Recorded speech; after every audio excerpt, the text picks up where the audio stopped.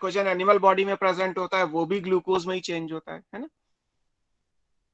तो उसे बोलते हैं ग्लाइकोजिनोलाइसिस, की ग्लाइकोजन टूटेगा और ग्लूकोज में चेंज होगा तो ग्लूकोज आएगा। अगर प्लांट का स्टार्च है तो भी ग्लूकोज आएगा, चीनी है तो भी ग्लूकोज आएगा, फ्रक्टोज है तो या यहाँ ले आइए या इसमें चेंज कर दीजिए। फिर जिन्होंने बायोमॉलिक्यूल्स पढ़ा है, फ्रक्टोज का एक पॉलीमर होता है इनुलिन, तो अगर इनुलिन होगा तो फ्रक्टोज में चेंज होगा तो पाथवे यहाँ से होगा। कोई भी कार्बोहाइड्रेट आप लोगे आपकी एंट्री यहीं पे आने वाली है ना। जितने कार्बोहाइड्रेट आप पढ़ते हो बायोमॉलिक्यूल्स में, मैंने सबके नाम गिना दिए। स्टार्च हो गया तो यहीं तक आया। अगर हर्बीवोरस एनिमल है तो वो सेल्यूलोज का डाइजेशन कर लेते हैं। सेल्यूलोज भी किसका पॉलीमर है? ग्लूकोज का है, तो सेल्यूलोज से भी क्या बनेगा? ग्लूकोज बनेगा। अगर चीनी ले रहे हैं तो ग्लूकोज और फ्रक्टोज दोनों बनेंगे। ग्लूकोज डायरेक्टली ले सकते हो, फ्रक्टोज डायरेक्टली ले सकते हो। कुछ प्लांट है लाइक डहेलिया के अंदर इनुलिन क्रिस्टल्स होते हैं, तो इनुलिन क्या है? वो फ्रक्टोज का पॉलीमर है, तो इनुलिन भी अगर हुआ तो फ्रक्टोज में टूटेगा और फिर एनर्जी देगा। एनिमल बॉडी में ग्लाइकोजन होता है तो ग्लाइकोजन टूटेगा तो ग्लूकोज में जाएगा फिर एनर्जी देगा। सो कोई भी कार्बोहाइड्रेट अगर एज ए रेस्पिरेटरी सबस्ट्रेट लोगे तो उसकी एंट्री कहाँ से होगी? ग्लाइकोलिसिस से ही होगी। तो इसीलिए ग्लाइकोलिसिस का मतलब था splitting of sugar. What ever will be the sugar, glycolysis is mandatory. आप कोई भी शुगर ले लीजिए, कहीं से भी एंटर कराइए, अल्टीमेटली वो ग्लाइकोलिसिस से होके ही pyruvate decarboxylation then Krebs cycle तक पहुंचेगा। तो अगर सर कार्बोहाइड्रेट, बोलो। सर ये जो सुक्रोज है उससे ग्लूकोज फ्रक्टोज बना सर, तो फ्रक्टोज कहाँ पर यूज होगा, क्योंकि ग्लाइकोलाइसिस तो ग्लूकोज से हो जाएगी। तो फ्रक्टोज को ग्लूकोज में चेंज कर लो, बॉडी कर ही लेती है। फ्रक्टोज को ग्लूकोज में चेंज कर लो, फिर यहाँ से 2 बार हो जाएगी।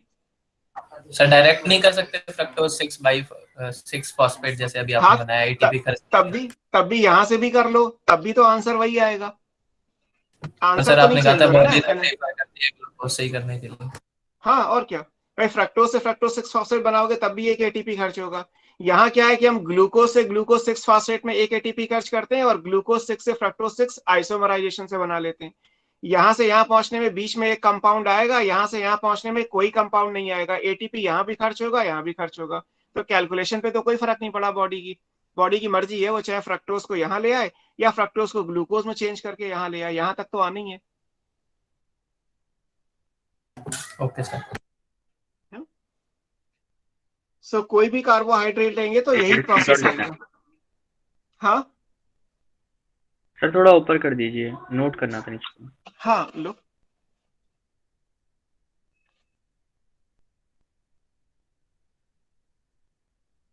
तो कर लिए। हो गया।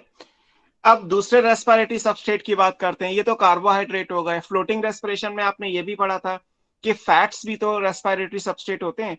फैट्स के बारे में क्या आएगा? फैट्स की सिचुएशन देखते हैं। अगर मान लीजिए रेस्पिरेटरी सबस्ट्रेट फैट हुआ तो फैट्स किससे मिलके बनते हैं? फैट्स का जब आप डाइजेशन करोगे, फैट्स को डाइजेस्ट करने के लिए एंजाइम कौन सा चाहिए? लाइपेज, है ना। जब आप लाइपेज से डाइजेस्ट करोगे तो क्या बनेगा? एक बनेगा ग्लिसरॉल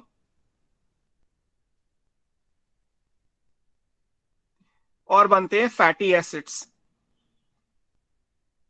आपने ट्राईग्लिसराइड्स पढ़े होंगे, ह्यूमन डाइजेशन में भी दिया हुआ है और बायोमोलिक्यूल्स में दिया है कि फैट्स कैसे बनते हैं या ट्राईग्लिसराइड्स कैसे बनते हैं। फैटी एसिड और ग्लिसरॉल के कॉम्बिनेशन से बनते हैं। तो अब जब ग्लिसरॉल बनेगा तो ग्लिसरॉल का अगर हम ऑक्सीडेशन कर दें तो ग्लिसरल डिहाइड बन जाएगा। हालांकि ग्लिसरॉल से पीजीएल पे जाने की जो कंडीशन है वो बहुत कम है, मतलब बहुत कम चांसेस होते हैं कि ग्लिसरॉल जो है वो पीजीएल में चेंज हो, बट हो सकता है। हम इग्नोर नहीं कर सकते उस बात को, क्योंकि ये ग्लिसरॉल है। अगर इसको ऑक्सीडाइज कर दोगे तो ग्लिसरल डिहाइड बन जाएगा और उसके साथ फॉस्फेट की रिएक्शन करा दोगे तो पीजीएल मिल जाएगा और फिर इतना काम हो सकता है। लेकिन जिन लोगों ने भी फैट का स्ट्रक्चर पढ़ा होगा, ग्लिसरॉल में तो 3 कार्बन होते हैं और 3 कार्बन से 3 फैटी एसिड जुड़ते हैं। किसी भी ट्राईग्लिसराइड में एक ग्लिसरॉल होता है और 3 फैटी एसिड होते हैं। और फैटी एसिड मिनिमम 14 कार्बन का होगा, C14 से स्टार्ट करते हैं। तो यानी कि मिनिमम 14 × 3, 42 कार्बन होंगे इस कंपोनेंट में और 3 कार्बन होंगे इस कंपोनेंट में। सो बल्क ऑफ द कार्बन कहाँ मिल रहे हैं? फैटी एसिड्स में। तो फैट से जब एनर्जी मिलने की बात आती है तो उसमें ग्लिसरॉल इग्नोर कर दिया जाता है। फैट से जो एनर्जी मिलती है वो हमें किससे मिलती है? फैटी एसिड से मिलती है। अब फैटी एसिड एनर्जी कैसे देंगे? फैटी एसिड तो इस पाथवे में कहीं नहीं एंटर कर सकते। कैसे करते हैं? फैटी एसिड का ऑक्सीडेशन किया जाता है और डायरेक्टली बनाया जाता है acetyl coenzyme A. Fatty acid को एंटर करना होगा तो ग्लाइकोलिसिस नहीं होगी, है ना। इवन पायरुवेट डीकार्बोक्सिलेशन भी नहीं होगा, केवल क्रेब्स साइकिल होगी और कुछ नहीं होगा। तो फैटी एसिड जब एसिटाइल कोएंजाइम में चेंज हो गए तो इस प्रोसेस को क्या बोलते हैं? इसे बोलते हैं बीटा ऑक्सीडेशन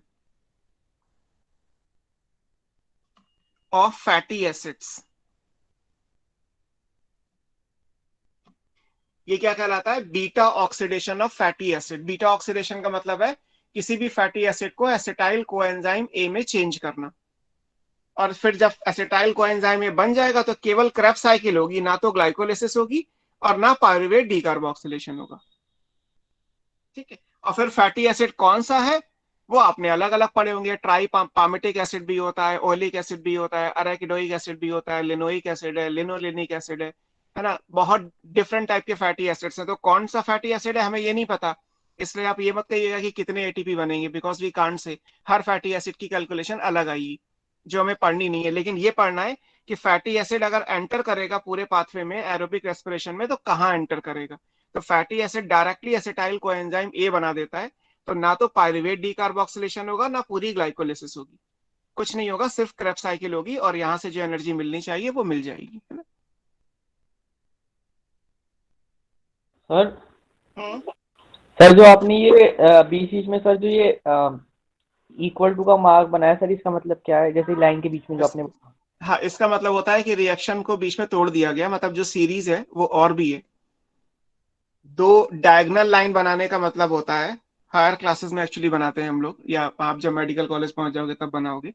दो डायगोनल लाइंस अगर किसी एरो पे बनी होती है तो इसका मतलब इन कॉन्टिन्यूएशन विद, मतलब यहां से यहां तक जा रहे हैं तो बीच के जो पाथवे हैं वो सारे हो रहे हैं। हमें उनकी जरूरत नहीं थी तो हमने दो लाइन बना के छोड़ दिया। सर ग्लिसरॉल का एक बार फिर से बता दो। हम्म, अच्छा देखो, मैं आपको बना के ही दिखा देता हूँ। हालांकि वही है कि बिना बायोमॉलिक्यूल्स के थोड़ा सा ये रफ पेजेस चाहिए मुझे थोड़े से। एक मिनट दो बस मुझे। आप इस पेज को देखो, मैं एक रफ पेज अरेंज करता हूँ।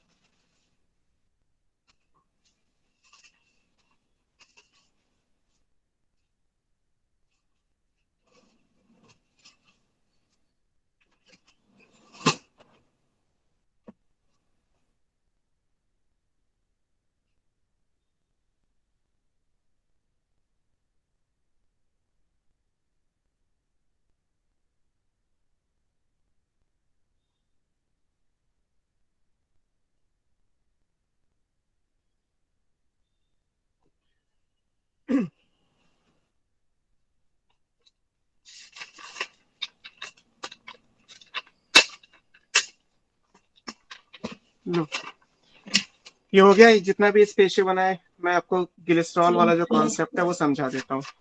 जब आप एक फैट का मॉलिक्यूल बनाते हो तो क्या होता है कि हमें चाहिए एक ग्लिसरॉल। ग्लिसरॉल का फॉर्मूला है CH2OH CHOH CH2OH।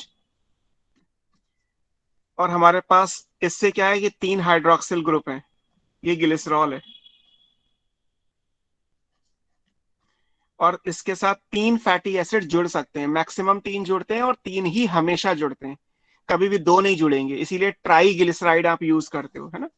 ट्राईग्लिसराइड्स तो पढ़ा होगा आपने, डाइजेशन में पढ़ाया गया होगा आपको यस कि सर। ट्राईग्लिसराइड्स बनते हैं। तो ट्राईग्लिसराइड्स का मतलब है तीन, और ग्लिसराइड्स मतलब ग्लिसरॉल के डेरिवेटिव। तो ग्लिसरॉल के डेरिवेटिव कैसे बनेंगे?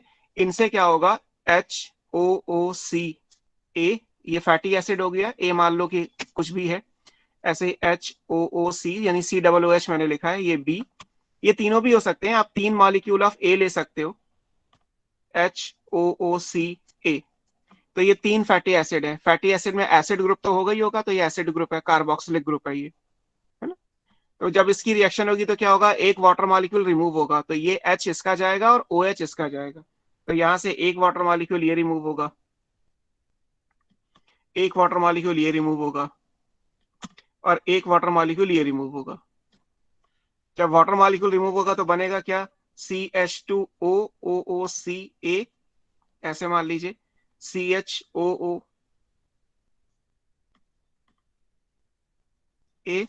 और CH2OOCA। तो ये ट्राईग्लिसराइड्स हो गए, है ना। इनको नाम क्या दे दिया, 3 ग्लिसरॉल के 3 है तो ट्राईग्लिसराइड्स बन गई। इस तरीके यस से रिएक्शन होती है। अब जो आपने ये ए लिखा है, मतलब जो ये फैटी है, ये क्या है, ये फैटी एसिड है। तो फैटी एसिड अगर आप कहो कि फैटी एसिड कितने होते हैं, तो 14 कार्बन से लेके और आगे तक पूरी सीरीज है इनकी, 14 कार्बन के होंगे। 14 कार्बन में एक कार्बन तो कार्बोक्सिलिक ग्रुप की है, बाकी आप यहाँ पे क्या मानोगे, CH2 CH2 CH2 CH2 CH2 whole and last में CH3, अल्काइल चेन आनी है बेसिकली। तो एक लंबी सी चेन आ जाएगी। तो अगर हम मान लीजिए कि यहाँ पे माने कि ये C14 है, तो ये C14 मतलब ये 14 कार्बन का फैटी एसिड है। इसी का ये दूसरा मॉलिक्यूल है C14, ये भी है C14, ये भी है। तो फैटी एसिड के 3 मॉलिक्यूल में कितने कार्बन हो गए, 14 इंटू 3, 42 कार्बन तो यहाँ हो गए। और ये कितने कार्बन का है, ये केवल 3 कार्बन का कंपाउंड है। तो जब बल्क ऑफ द एनर्जी या बल्क ऑफ द CO2 की बात आएगी तो कहाँ से निकलेगा, वो यहाँ से निकलेगा, है ना। ये यहाँ पे आ गया। ऐसे समझाने के लिए है कि जब ये ट्राईग्लिसराइड टूटेगा, जब फैट्स का मॉलिक्यूल टूटेगा तो उससे बनेगा ग्लिसरॉल और 3 मॉलिक्यूल बनेंगे फैटी एसिड के। तो अब ये फैटी एसिड के जो मॉलिक्यूल है ये तो चले जाएंगे एसिटाइल कोएंजाइम ए के पास। इस स्टेप को पूरा बोलते हैं बीटा ऑक्सीडेशन। ये रिएक्शन हमारी बॉडी की सबसे कॉम्प्लेक्स रिएक्शन है। आप जब कभी बायोकेमिस्ट्री पढ़ोगे तो उसमें सबसे कॉम्प्लेक्स बॉडी में जो मेटाबॉलिज्म है वो है beta oxidation of fatty acids. हम फैट्स को ऑक्सीडाइज रेगुलरली करते ही हैं। तेल घी बटर खा रहे हो तो ऑब्वियस सी बात है कि फैट को ऑक्सीडाइज भी तो करोगे, सारा का सारा स्टोर तो ना हो जाएगा। तो ये हमारी बॉडी की सबसे मुश्किल रिएक्शन है। मुश्किल का मतलब सबसे लेंदी रिएक्शन है, क्योंकि यहाँ पे जितने लंबे लंबे फैटी एसिड्स के मॉलिक्यूल बनाओगे, भाई एसिटाइल कोएंजाइम में होता है 2 कार्बन का, और फैटी एसिड मैंने मान ला कि C14 यानी 14 कार्बन का है। तो C14 से जब एसिटाइल कोएंजाइम में बनाओगे और बीच में कहीं कार्बन डाइऑक्साइड रिलीज नहीं होती, तो इसका मतलब 7 बार ऑक्सीडेशन होगा। भाई 14 कार्बन का अगर ये कंपाउंड है और ये 2 कार्बन का है तो 7 बार टुकड़े करोगे ना, तभी तो यहाँ पे 2 कार्बन के 7 कंपाउंड 7 मॉलिक्यूल आ पाएंगे। इसीलिए IUPAC नेम के हिसाब से बीटा ऑक्सीडेशन कहते हैं, क्योंकि एक कार्बन छोड़ के टूटेगा। फैटी एसिड जब छूटेगा तो अल्फा कार्बन छोड़ के दूसरा वाला टूट जाएगा, तो 2 कार्बन का ये बन गया। फिर उसके बाद एक कार्बन छोड़ के दूसरा टूटेगा तो फिर ये बन गया। फिर एक कार्बन छोड़ के फिर टूटेगा तो ये। तो ऐसे ही ये C14 जो है वो टूटना जब शुरू होंगे तो आप मान लीजिए सपोज टू बी कि 7 molecule of acetyl coenzyme A बन जाएंगे एक फैटी एसिड से। ऐसे दूसरा भी होगा, तीसरा भी होगा, और इसके कितने मॉलिक्यूल हैं वो तो हम कह ही नहीं सकते। हमारी बॉडी में ट्राईग्लिसराइड कितना है वो तो हम कह ही नहीं सकते, वो तो बहुत सारा होगा। सो याद ये रखना है कि fatty acid directly acetyl coenzyme A में चेंज होता है। ग्लिसरॉल यहाँ जा सकता है, बट फॉर दैट ये मानना पड़ेगा कि ग्लिसरॉल का ऑक्सीडेशन हो, और ग्लिसरॉल में ऑक्सीडाइज होने के बाद उसमें फॉस्फेट ग्रुप ऐड होगा तो PgAl का एक मॉलिक्यूल बनेगा और PgAl से पायरुविक एसिड तक आप जा सकते हो, है ना। ये मेन कंसर्न है, लेकिन इस बात की पॉसिबिलिटी कम है, बहुत कम। जो भी है वो परसेंट में निकालोगे तो 10% से भी कम आएगा। 90% जो एनर्जी है फैट्स के अंदर वो किस में है, फैटी एसिड्स में। इसीलिए fatty acid directly Krebs cycle में एंटर करके एनर्जी दे देते हैं। तो फैट्स की जो एंट्री है वो इस तरीके से हो जाती है रेस्पिरेटरी पाथवे में। अब तीसरा हमने लास्ट में क्या पढ़ा था, प्रोटोप्लाज्मिक रेस्पिरेशन, जिसमें प्रोटीन ऑक्सीडाइज होती हैं। तो प्रोटीन का केस क्या है उसको भी देख लेते हैं। मान लीजिए हमारे पास रेस्पिरेटरी सबस्ट्रेट प्रोटीन्स होती, तो प्रोटीन्स को डाइजेस्ट करने वाला एंजाइम क्या है, प्रोटीएज, पढ़ा होगा आपने, प्रोटियोलिटिक एंजाइम। प्रोटीन को डाइजेस्ट करते हैं तो क्या बनता है, इनके जो मोनोमर हैं वो क्या कहलाते हैं, अमाइनो एसिड्स। और अमाइनो एसिड टोटल कितने होते हैं, 20 होते हैं। 20 डिफरेंट टाइप के अमाइनो एसिड्स होते हैं। ये मैंने आपको नाइट्रोजन मेटाबॉलिज्म में भी बताया था, है ना। Serine, lysine, phenylalanine, leucine, isoleucine, glutamic acid, aspartic acid, proline, है ना, valine, histidine, tryptophan, tyrosine, so many 20 आएंगे टोटल। मैं अगर लिखूंगा तो 20 बन जाएंगे, बायोमॉलिक्यूल्स में दिए होंगे। तो 20 अमाइनो एसिड्स होते हैं ये। अब जो अमाइनो एसिड्स हैं वो 20 हैं, यानी कि 20 अलग अलग अमाइनो एसिड हैं जो इस पूरे पाथवे में कहीं से भी एंटर करेंगे। कहाँ से करेंगे, उसमें 2 पॉसिबिलिटी है। अमाइनो एसिड या तो 3 कार्बन के होते हैं, 3 कार्बन का अमाइनो एसिड होगा, या अमाइनो एसिड 5 कार्बन का होगा। अमाइनो एसिड में नंबर ऑफ कार्बन या तो 3 है या फिर 5 है। अगर अमाइनो एसिड 3 कार्बन का है, जैसे सीरीन होता है, serine is a 3 carbon amino acid, है ना। तो सीरीन क्या करेगा, ये चेंज होता है पायरुविक एसिड में, यानी कि ग्लाइकोलिसिस फिर नहीं होगी, यहां से होगा फिर ये होगा और ये साइकिल होगी। और 5 कार्बन का अमाइनो एसिड कौन सा है, जैसे आपने पढ़ा ही था, ग्लूटामिक एसिड, ग्लूटामेट। तो ये क्या करेगा, ये सीधे चेंज हो जाएगा अल्फा कीटो ग्लूटरेट में। तो इसका मतलब प्रोटीन अगर रेस्पिरेटरी सबस्ट्रेट हुआ तो इनकी एंट्री कहां से होगी, फिर प्रोटीन में जब अमाइनो एसिड बनेंगे तो 3 कार्बन के अमाइनो एसिड लाइक सीरीन ये पायरुविक एसिड में जाते हैं और ये रिएक्शन और क्रेब्स साइकिल होगी, ग्लाइकोलिसिस नहीं होगी।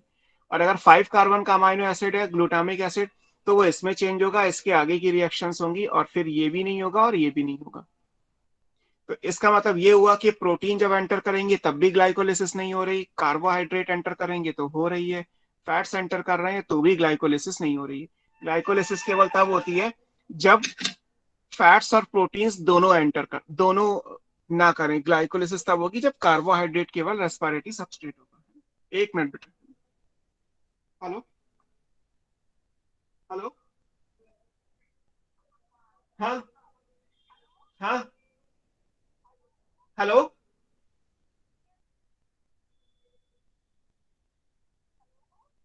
Hello, disconnect. सो फैट्स और प्रोटीन होंगे तो ग्लाइकोलिसिस नहीं होगी, हालांकि फैट्स होंगे तो ये पायरुवेट डीकार्बोक्सिलेशन भी नहीं होगा, केवल क्रेब्स साइकिल होगी। प्रोटीन्स है तो क्रेब्स साइकिल भी होगी, ये तो हो ही रही है, और ये पायरुवेट डीकार्बोक्सिलेशन भी होगा। कंडीशन इस कि अमाइनो एसिड ये होना चाहिए, ये नहीं है ना। अगर ये है तो फिर क्रेब्स साइकिल होगी, तो ये भी नहीं होगा। हेलो, हेलो,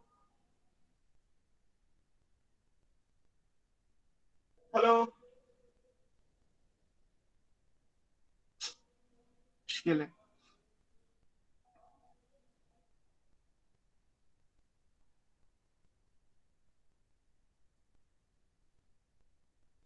ओके, तो आपको ये सारी चीजें इसमें ध्यान में रखनी है, इसी से ही आपका जो है वो सारा हो जाएगा।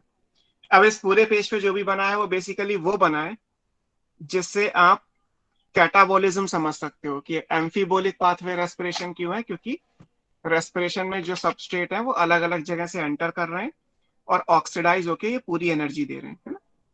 फैट्स की एंट्री अलग है, प्रोटीन्स की अलग है, कार्बोहाइड्रेट की एंट्री अलग है, सारे हो गए। ये हो गया पूरा कैटाबोलिक एंगल। अब इसमें एनाबोलिक एंगल क्या है उसकी बात करते हैं। हाँ, हेलो,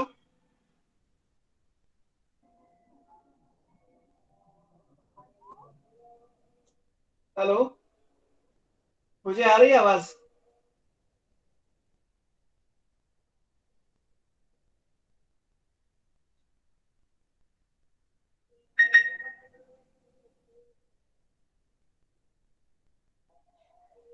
अब इसमें एनाबोलिक एंगल क्या बनाओगे।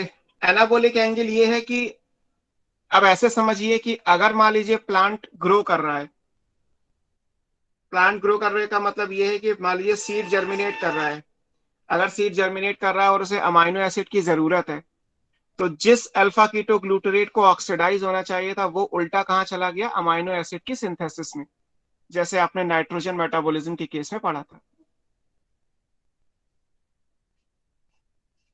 सर ये बीटा ऑक्सीडेशन वगैरह सुनाया था आपने?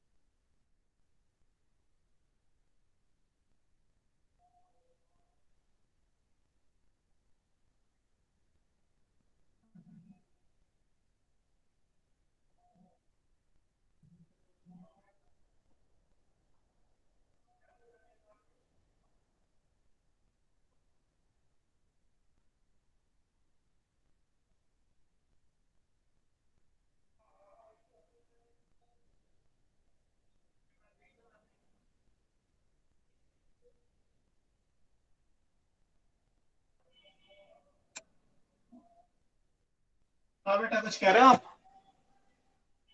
Yes sir. बोलो। सर ये बीटा ऑक्सीडेशन का मतलब क्या बताया था आपने सर?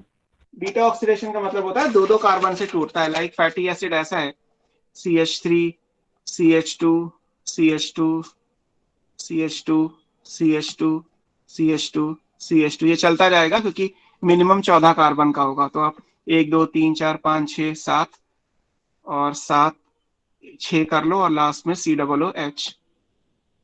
तो उस हिसाब से ये कितने, 1 2 3 4 5 6 और 6 12 और 1 13, चलो 7 कर लो, यहाँ पे इतना है।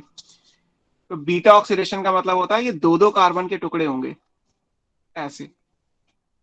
ये अल्फा कार्बन है, ये इधर से शुरू होता है एक्चुअली, बट आप मान लीजिए जो कार्बोक्सिलिक ग्रुप है ये अल्फा कार्बन होगा, इसके बाद बीटा कार्बन होगा, तो यहाँ से टूट गया। फिर ये अल्फा बन गया तो पीछे बीटा बनेगा, तो ये यहाँ से टूट गया। फिर ये अल्फा बन गया और पीछे बीटा है तो ये यहाँ से टूट गया। ये अल्फा है फिर यहाँ से बीटा है तो फिर ये यहाँ से टूट गया, ऐसे। तो दो दो कार्बन के टुकड़े होंगे और दो कार्बन का कंपाउंड क्या है, एसिटाइल कोएंजाइम ए है। सर आगे समझ में।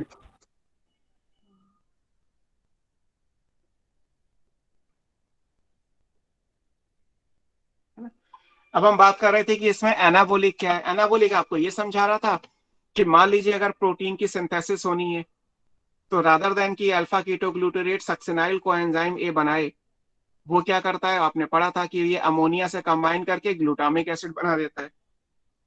तो जिस कंपाउंड को ऑक्सीडाइज होना चाहिए था, पता चला वो अमोनिया के साथ रिएक्ट कर रहा है, रिडक्टिव अमीनेशन, रिड्यूस हो गया और अमाइनो एसिड बना दिए। बिकॉज अमाइनो एसिड जब बनेंगे तभी प्रोटीन्स बन पाएंगी। ऐसे ही मान लीजिए जब सेल ग्रो करती है तो सेल को फैट्स की भी जरूरत है। तो जिस एसिटाइल कोएंजाइम को ऑक्सीडाइज होना चाहिए था, यही एसिटाइल कोएंजाइम वापस जो है वो जुड़ जाएंगे और जुड़ने के बाद यहाँ से फैट्स की सिंथेसिस हो जाएगी, है ना। है ये कंडीशनल, लेकिन सेल की नीड के हिसाब से दोनों काम हो सकते हैं। एसिटाइल कोएंजाइम में से एनर्जी बन भी सकती है और ये किसी भी प्रोसेस में यानी फैटी एसिड की सिंथेसिस में यूज भी हो सकता है। तो ये क्रेब्स साइकिल में ना जाके यहाँ तक आएगा और यहाँ से फैट्स बनाना शुरू कर देगा। फैटी एसिड्स बनेंगे, ग्लिसरॉल से कंबाइन करेंगे तो फैट्स बनेंगे। फैट्स का अपना रोल है। और एक सेल अगर डेवलप कर रही है तो प्लाज्मा मेम्ब्रेन भी बन रही होगी। प्लाज्मा मेम्ब्रेन बनेगी तो उसमें फॉस्फोलिपिड्स भी होते हैं, उसमें प्रोटीन्स भी होती हैं। तो प्रोटीन और लिपिड सेल को बनाने पड़ेंगे ना, प्लांट तो हर चीज बनाता है। तो जिस टाइम पे इनको ऑक्सीडाइज होना चाहिए, इमीडिएटली अगर जरूरत बनाने की पड़ी तो ये वहां चले जाएंगे रादर देन कि ये ऑक्सीडाइज हो। दैट्स वाई हमने मान लिया कि ये कैटाबोलिक होके एम्फीबोलिक पाथवे है, क्योंकि हमें ये नहीं पता इस सेल को किस टाइम पे किस चीज की जरूरत है। हो सकता है कि ये कैटाबोलिज्म में जाए, हो सकता है यहाँ से उल्टा होके ये एनाबोलिक एक्टिविटी में चला जाए। इसमें एक कंपाउंड ये भी है सक्सिनाइल कोएंजाइम ए, इसका भी अपना रोल है। ये भी बहुत सारे कंपाउंड्स की सिंथेसिस में यूज होता है, तो इसलिए इस कंपाउंड के बारे में भी पढ़ सकते हो। हालांकि सक्सिनाइल कोएंजाइम ए के बारे में एनसीईआरटी में कुछ भी नहीं दिया है। जितना एनसीईआरटी में दिया उतना आपके सामने है। अगर आपको उससे आगे देखना है कि सक्सिनाइल कोएंजाइम ए का क्या हो सकता है, तो वो आपको एक्स्ट्रा पढ़ना पड़ेगा कि सक्सिनाइल कोएंजाइम ए कहाँ कहाँ यूज होने वाला है।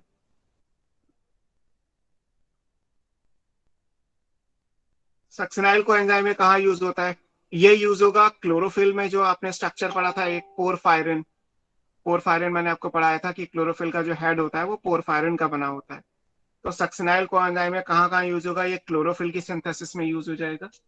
मैं लिख देता हूँ यहाँ पे कि ये अगर एनाबोलिक एक्टिविटी में गया तो इट इज, आप कह सकते हैं कि ये इंपॉर्टेंट कंपाउंड है, या आप कह लीजिए कि it involves, it is important for synthesis of chlorophyll। अभी हम नेक्स्ट चैप्टर में एक वर्ड पढ़ेंगे फाइटोक्रोम। हीमोग्लोबिन अगर एनिमल है तो, प्लांट में तो हीमोग्लोबिन होता नहीं, बट अगर एनिमल है तो हीमोग्लोबिन की सिंथेसिस के लिए सक्सिनाइल कोएंजाइम ए चाहिए होता है। तो ये आप ले सकते हैं। इसके अलावा साइटोक्रोम, साइटोक्रोम तो आपने पढ़े ही है, इस चैप्टर में भी पढ़े हैं और फोटोसिंथेसिस में भी पढ़े थे। साइटोक्रोम B6 और F फोटोसिंथेसिस में थे, और कल आपने पढ़े थे B, C1, C, A3। तो जो सक्सिनाइल कोएंजाइम है आगे जाके ऑक्सिलो एसीटेट बनाता, पता चला वो बीच में से यूज होने में एनाबोलिक एक्टिविटी में चला गया। सिंथेसिस का मतलब हो गया एनाबोलिक। ऐसे ये अल्फा कीटोग्लूटरेट जो है वो सिंथेसिस में भी यूज हो सकता है। ये वापस यहाँ चला जाएगा, है ना। ये स्टार लगा दे रहा हूँ, स्टार का मतलब है इधर से इधर जाने का मतलब ये सिंथेसिस हो रही है। ऐसे ये पायरुविक एसिड वापस सीरीन में जा सकता है, ये एसिटाइल कोएंजाइम में वापस फैटी एसिड्स में जा सकता है।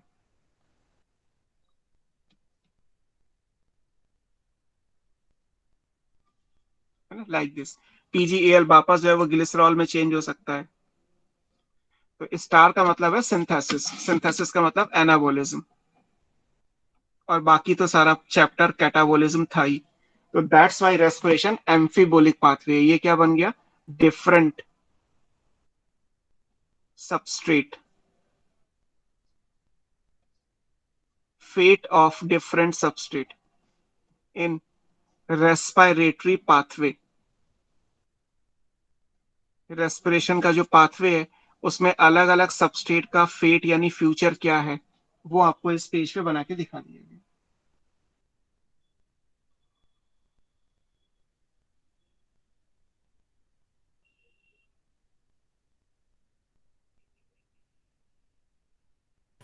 सर थोड़ा सा ऊपर कर दीजिए। जस्ट अ मिनट, ऊपर ऐसे। Yes sir.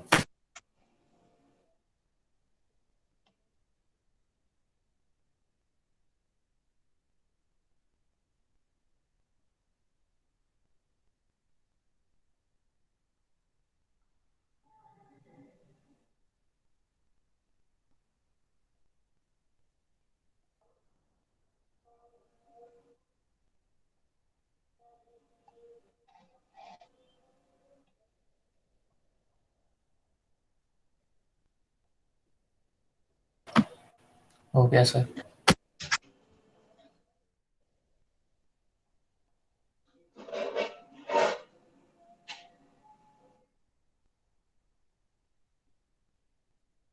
Okay, clear. तो ये हमारा एम्फीबोलिक पाथवे वाला सेक्शन कंप्लीट हुआ। अब इसके बाद हम दो टॉपिक बचे हुए हैं, एक हमने बीच में फर्मेंटेशन छोड़ा था और एक आरक्यू। तो पहले आरक्यू कंप्लीट कर लेते हैं, फिर फर्मेंटेशन देख लेते हैं क्या है, या पहले आप फर्मेंटेशन कुछ भी कर लीजिए, एक ही बात है, आरक्यू कर लेते हैं। आरक्यू कहलाता है रेस्पिरेटरी क्वेश्चंट।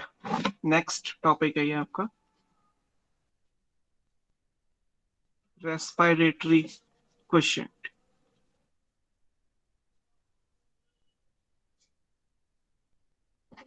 अब ये रेस्पिरेटरी क्वेश्चन क्या है, रेस्पिरेटरी क्वेश्चन का मतलब ये है कि किसी भी रेस्पिरेशन का जो आप पाथवे पढ़ ही रहे, रेस्पिरेशन में आरक्यू क्या कहलाता है, RQ is basically volume of CO2 evolve, कितनी कार्बन डाइऑक्साइड निकली, upon volume of oxygen consume.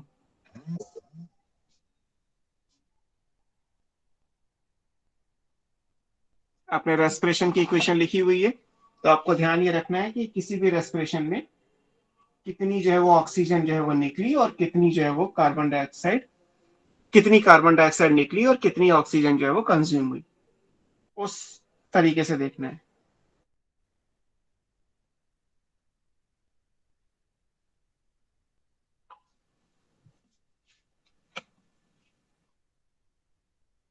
अब अलग अलग रेस्पिरेटरी सबस्ट्रेट के लिए आरक्यू की वैल्यू अलग अलग आती है, और इसका यूज क्या है, इसका यूज ये है कि मान लीजिए अगर एक एपरेटस होता है, आरक्यू को मेजर कैसे करते हैं, it is measured by using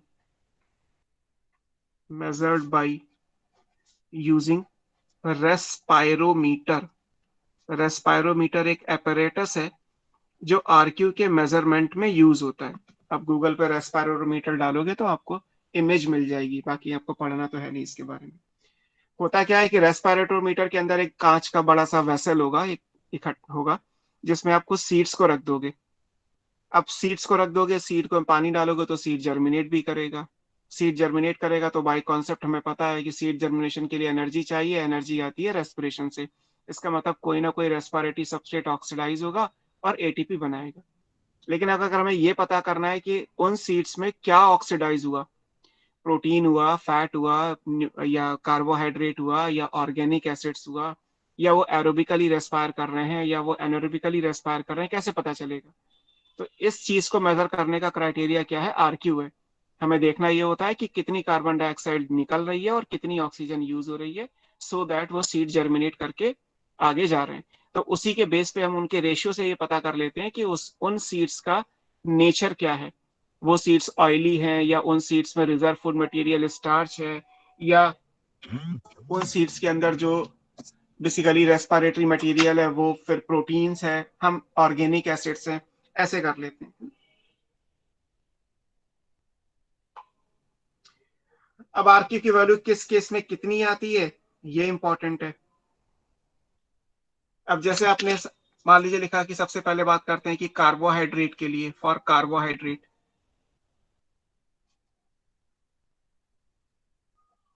किसी भी कार्बोहाइड्रेट के लिए आरक्यू की वैल्यू कितनी आती है? 1 यूनिटी।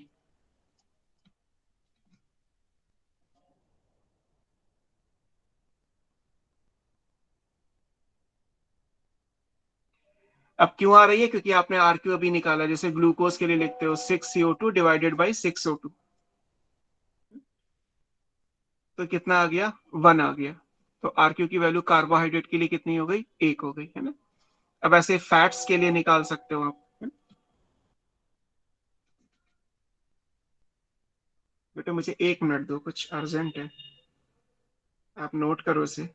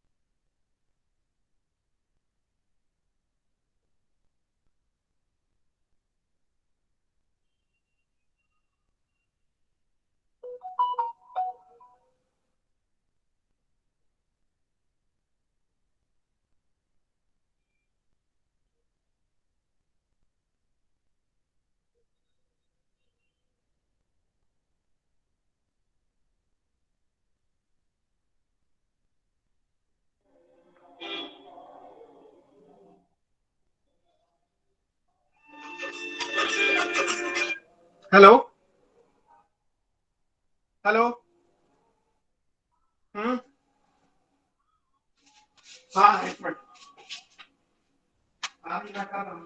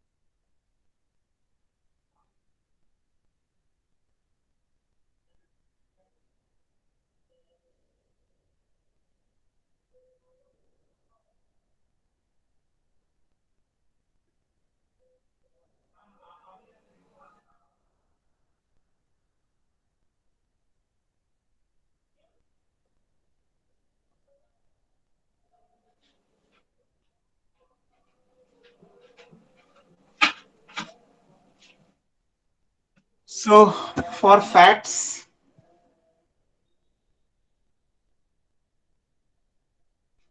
फैट्स के लिए वैल्यू आती है less than 1, R Q less than 1। अब ये लेस देन 1 कैसे आएगी, इसका भी है कि लेस देन 1 आप कैलकुलेट कैसे करोगे। इसके लिए आपकी बुक में एक इक्वेशन दी हुई है, हालांकि आप चाहें तो याद भी कर सकते हैं, ना चाहें तो छोड़ भी सकते हैं। आपकी बुक में एक मॉलिक्यूल फैट का दिया है ट्राइपामेटिन, है ना। ट्राइपामेटिन क्या होता है, C51H98O6, ये ट्राइपामेटिन का फॉर्मूला है। अगर इसके दो मॉलिक्यूल लिए जाएं और इसमें अब 145 ऑक्सीजन के मॉलिक्यूल खर्च हो जाएंगे, जो बनेंगे वो 102 मॉलिक्यूल CO2 के बनेंगे, और इसमें जो है वो 98 मॉलिक्यूल वाटर के मिलेंगे। एनर्जी जो मिलेगी वो तो है ही, है। अब इस केस में जब आप आर क्यू निकालोगे तो आर क्यू की वैल्यू कितनी आएगी, this is 102 divided by 145, that equals to 0.7। बस ये ट्राइपामेटिन है, जैसे मैंने अभी बना के दिखाया था आपको। तीन मॉलिक्यूल किसके हैं यहाँ पे, पामेटिक एसिड के हैं, तो पामेटिक एसिड के तीन मॉलिक्यूल होंगे, तो ये ट्राइपामेटिन बन गया।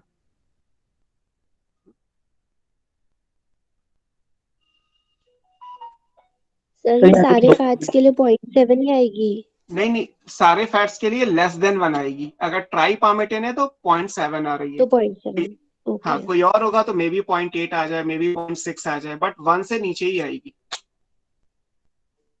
ओके सर, क्लियर है। ठीक है, अब सर फैट्स के बाद हमने अगर तो हम ट्राइपाल्मिटिन क्यों बोला, जब तो दो ही मॉलिक्यूल्स हैं। बेटे ट्राइपामेटिन तो फैट का नाम हुआ ना, जैसे अभी फैट बना के दिखाया था। ये जो तीन फैटी एसिड है, ये तीनों फैटी एसिड क्या है, पामेटिक एसिड है। पामेटिक एसिड के तीन मॉलिक्यूल होंगे तो जो फैट बन के आएगा वो ट्राइपामेटिन कहलाएगा। अब इसके भी दो मॉलिक्यूल लेने हैं। ट्राइपामेटिन इसलिए क्योंकि यहाँ पे एक पामेटिक एसिड है, ये दूसरा पामेटिक एसिड है, ये तीसरा पामेटिक एसिड है, तो ये जो ट्राइग्लिसराइड बना ये ट्राइपामेटिन हो गया। अब ऐसे भी दो मॉलिक्यूल लेने हैं ये। सर ये याद नहीं करना है इसका फॉर्मूला? हाँ, ये बुक में दिया है एनसीईआरटी में, तो आपको याद करना तो चाहिए, बिकॉज जो एनसीईआरटी में है वो तो याद करना ही पड़ेगा आपको। कभी पूछा नहीं गया कि ट्राइपामेटिन का फार्मूला क्या है, बट फैक्ट इज कि एनसीईआरटी में गिवन है। ये इंपॉर्टेंट है कि आरक्यू लेस देन 1 आती है और ट्राइपामेटिन के लिए 0.7 आती है। ये दोनों क्वेश्चन तो हैं, बट ट्राइपामेटिन का फॉर्मूला क्या है वो कभी पूछा नहीं गया, लेकिन एनसीईआरटी में दिया हुआ है, तो याद तो करना चाहिए आपको। प्रोटीन के लिए भी आरक्यू। सर हाँ बोलो। सर सारे फैट के लिए ऐसे ही मतलब बहुत सारे ऑक्सीजन मॉलिक्यूल की रिक्वायरमेंट होगी, जैसे हाँ इसमें 145 है। बिल्कुल, कितनी आएगी वो नहीं पता, वैल्यू 0.7 आएगी। मतलब 0.7 आने का मतलब है लेस देन 1, लेस देन 1 आने का मतलब है number of oxygen number of CO2 से ज्यादा ही खर्च होंगी। Okay sir. ओके, सो आरक्यू कितनी हो गई, आरक्यू हमारी लेस देन 1 हो गई, है ना। प्रोटीन्स के लिए कितनी आती है, प्रोटीन के लिए भी लेस देन 1 आती है। अब ये डिपेंड करता है, क्योंकि प्रोटीन में हमें नहीं पता कि कौन सा अमाइनो एसिड है, 20 अमाइनो एसिड है, तो सबका तो हमें पढ़ना नहीं है। बस ये इंपॉर्टेंट है कि लेस देन 1 आएगी। आपकी बुक में 0.8 भी आ सकती है, 0.9 भी आ सकती है, जो भी है, लेकिन लेस देन 1 होगी, ये फिक्स है। फैट और प्रोटीन दोनों के लिए आरक्यू की वैल्यू कितनी आएगी, लेस देन 1 आएगी, ये याद रखना है आपको। ठीक है, सो ये प्रोटीन्स की बात हो गई। ऐसे आप ऑर्गेनिक एसिड्स की भी निकाल सकते हो। ऑर्गेनिक एसिड भी रेस्पिरेटरी सबस्ट्रेट होते हैं, हालांकि हमने नहीं पढ़े क्योंकि हमें प्रोटोप्लाज्मिक और फ्लोटिंग के हिसाब से तीन ही सबस्ट्रेट पढ़ने थे, बट ऑर्गेनिक एसिड भी रेस्पिरेटरी सबस्ट्रेट होते हैं।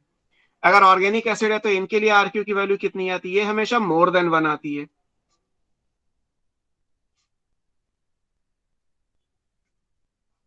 आरक्यू की वैल्यू मोर देन 1 आएगी।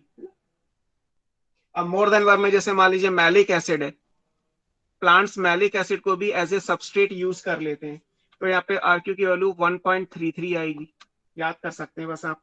ऑक्जेलिक एसिड है, ऑक्जेलिक एसिड के लिए ये वैल्यू 4 आ जाती है ना। साइट्रिक एसिड है,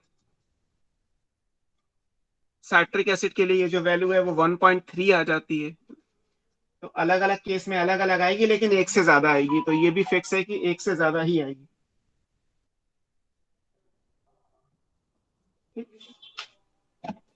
सर इनमें कंपेयर कर सकते हैं, जैसे मतलब फैट्स और प्रोटीन्स में कि किसकी ज्यादा आएगी, ऐसा कुछ नहीं बता सकते ना? नहीं, क्योंकि हमें फैट और प्रोटीन का जब तक स्ट्रक्चर नहीं बताओगे तब तक हम कैसे पता करेंगे। मेरी बस बॉडी में ऐसे अगर प्रोटीन फैट और ऑर्गेनिक एसिड का पूछा तो हम बता सकते हैं कि ऑर्गेनिक एसिड की ज्यादा आएगी। हाँ बस, हाँ ऐसे कर सकते हैं। हाँ ठीक ओके। है। एनारोबिक रेस्पिरेशन में ऑक्सीजन तो रिलीज यूज होती ही नहीं है। अगर कभी आ जाए कि भाई एनारोबिक रेस्पिरेशन में क्या होगा, तो एनारोबिक रेस्पिरेशन में आरक्यू की वैल्यू क्या हो जाएगी, फिर वो आप इनफाइनाइट ले लीजिए, इन्फिनिटी। है ना।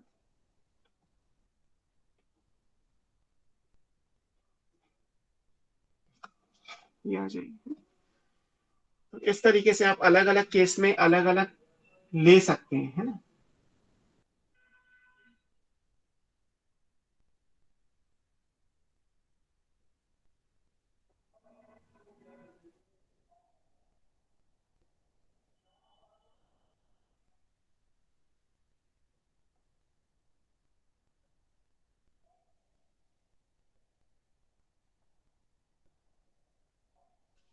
ठीक है।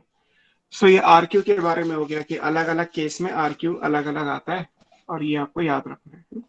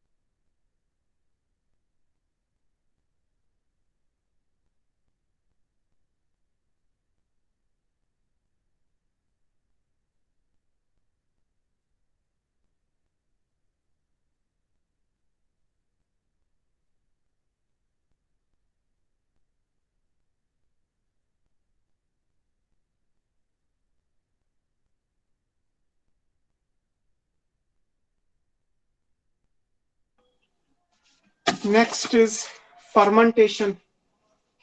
सर नेक्स्ट एंड लास्ट, हाँ बोलो, देखना है कुछ।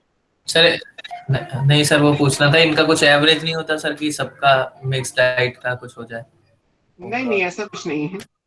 आप एक्चुअली जब एक एपरेटस को यूज करोगे तो यही मान के चलोगे ना कि एट ए टाइम कोई एक ही चीज ऐसी है जो ऑक्सीडाइज हो रही है ना? तो इसलिए यस सर। इंपॉर्टेंट है। हम ये तो नहीं कह सकते कि सब एक साथ, वो बात ठीक है कि हमारी बॉडी में तो सब ऑक्सीडाइज होगा, ऐसा तो ना है कि लाइपेज बनेगा तो प्रोटीज नहीं बनेगा। खाना स्टमक में या इंटेस्टाइन में गया तो फिर सारी चीजें ऑक्सीडाइज होनी। बस ये जरूरी है कि जब आप किसी प्रोसेस को पढ़ोगे तब तो आपको एक बार में एक ही चीज पढ़ सकते हो ना, दोनों एक साथ नहीं ले सकते। आप पढ़ चारों सब्जेक्ट रहे ओके हो, सर, लेकिन क्लियर। फैक्ट तो यही है ना कि एक बार में एक, हाँ।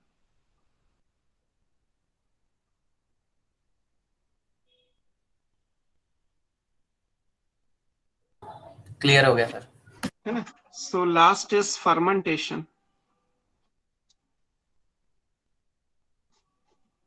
फर्मेंटेशन क्या है वो आपने कर लिया था, बस हमें सिर्फ टाइप्स पढ़ने हैं यहाँ पे कि फर्मेंटेशन के कौन कौन से टाइप्स हैं। फर्मेंटेशन आपको पढ़ा दिया था कि एनारोबिक रेस्पिरेशन के जैसा है। फर्मेंटेशन में हीट आएगी रादर देन 2 ATP। इसके अलावा फर्मेंटेशन में भी इनकम्प्लीट या पार्शियल ऑक्सीडेशन है। फर्मेंटेशन में आपने पढ़ा था कि सेल से बाहर यानी एक्स्ट्रा सेलुलर प्रोसेस होता है। और जो सबसे इंपॉर्टेंट डेफिनेशन था वो ये था कि फर्मेंटेशन में जो इलेक्ट्रॉन का एक्सेप्टर होगा, लास्ट में जो इलेक्ट्रॉन एक्सेप्टर आएगा वो कोई बाहर से नहीं आएगा। There is no external electron acceptor in fermentation. वहां पे आपने लिखा था it will be the intermediate of the process. कोई ऑर्गेनिक इंटरमीडिएट होगा जो इलेक्ट्रॉन को एक्सेप्ट कर लेगा। वो ऑर्गेनिक इंटरमीडिएट कौन सा है, बस वो आपको यहाँ पे जो फर्मेंटेशन आपकी बुक में दी है उससे आप आइडिया लगा लोगे कि अच्छा ये वाला ऑर्गेनिक फर्मेंटेशन की बात यहाँ पे की जा रही है ना। सो फर्मेंटेशन के बेसिकली टाइप पढ़ने हैं। अब फर्मेंटेशन में कॉमन क्या है कि ग्लाइकोलिसिस तो होना ही है, पायरुविक एसिड तक तो आओगे ही आओगे। पायरुविक एसिड के आगे क्या होगा बस वो इंपॉर्टेंट है। Depending on the organism fermentation अलग अलग हो सकते हैं। जैसे सबसे पहले हम बात करें तो सबसे पहले हमारा क्या है, अल्कोहलिक फर्मेंटेशन है, आपकी बुक में दिया है सबसे पहले अल्कोहलिक फर्मेंटेशन, जिससे अल्कोहल बनेगा।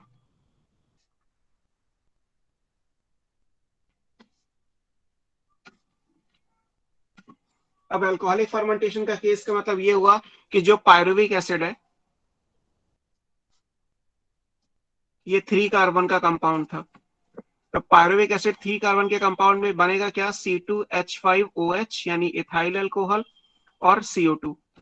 2 मॉलिक्यूल इथाइल अल्कोहल के, क्योंकि ये 2 कार्बन का है, 1 मॉलिक्यूल CO2, और पायरुविक एसिड 3 का था ही, है ना।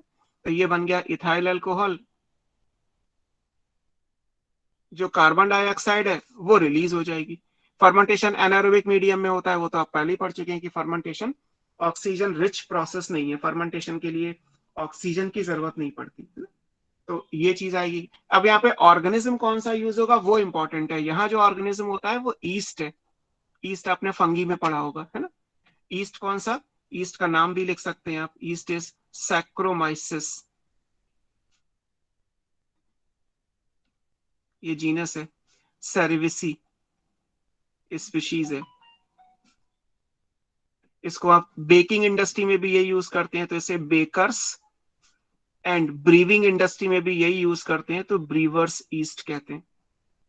जैसे अल्कोहल बनाने का काम ब्रीविंग इंडस्ट्री का है, अल्कोहलिक बेवरेजेस डिटेल 12th में भी दिया है, वाइन, विस्की, रम, वोदका, बियर, है ना, ब्रांडी, सब इसी तरीके से बनाए जाते हैं, सभी में अल्कोहल है। तो जब आपको अल्कोहल की इंपॉर्टेंस होगी तो कार्बन डाइऑक्साइड की इंपॉर्टेंस नहीं है, तो ब्रीविंग इंडस्ट्री हो गई।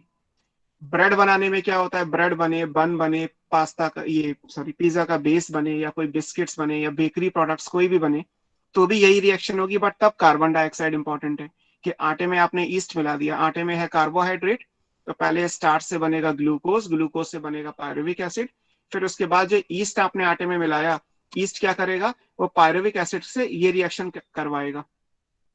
जब ये रिएक्शन करवाएगा तो कार्बन डाइऑक्साइड रिलीज होगी। हम जब बेक करते हैं, एक आटे की लोई बना के हम क्या करेंगे, उसे बेक करेंगे। बेक करेंगे तो तेजी से कार्बन डाइऑक्साइड निकलेगी, तो वो फूल जाएगी, तो बर्गर जैसा मतलब बन के तैयार हो गया, या ब्रेड का लोफ बन गया, उसकी स्लाइसेस काट ली और ब्रेड को पैक कर दिया। लेकिन ब्रेड में अल्कोहल तो नहीं होता, क्योंकि रिएक्शन तो ये हुई। तो फिर क्या होगा, अल्कोहल ऑक्सीजन की प्रेजेंस में, क्योंकि हम जब बेक करते हैं तो ऑक्सीजन रिच एनवायरनमेंट देते हैं, तब तो कोई एनारोबिक कंडीशन नहीं होती, तो ऑक्सीजन की प्रेजेंस में ये जो अल्कोहल है ये ऑक्सीडाइज हो जाएगा और एसिटल्डिहाइड बन जाएगा। अल्कोहल का ऑक्सीडेशन करेंगे तो एसिटल्डिहाइड बनता है, 12th में पढ़ोगे आप।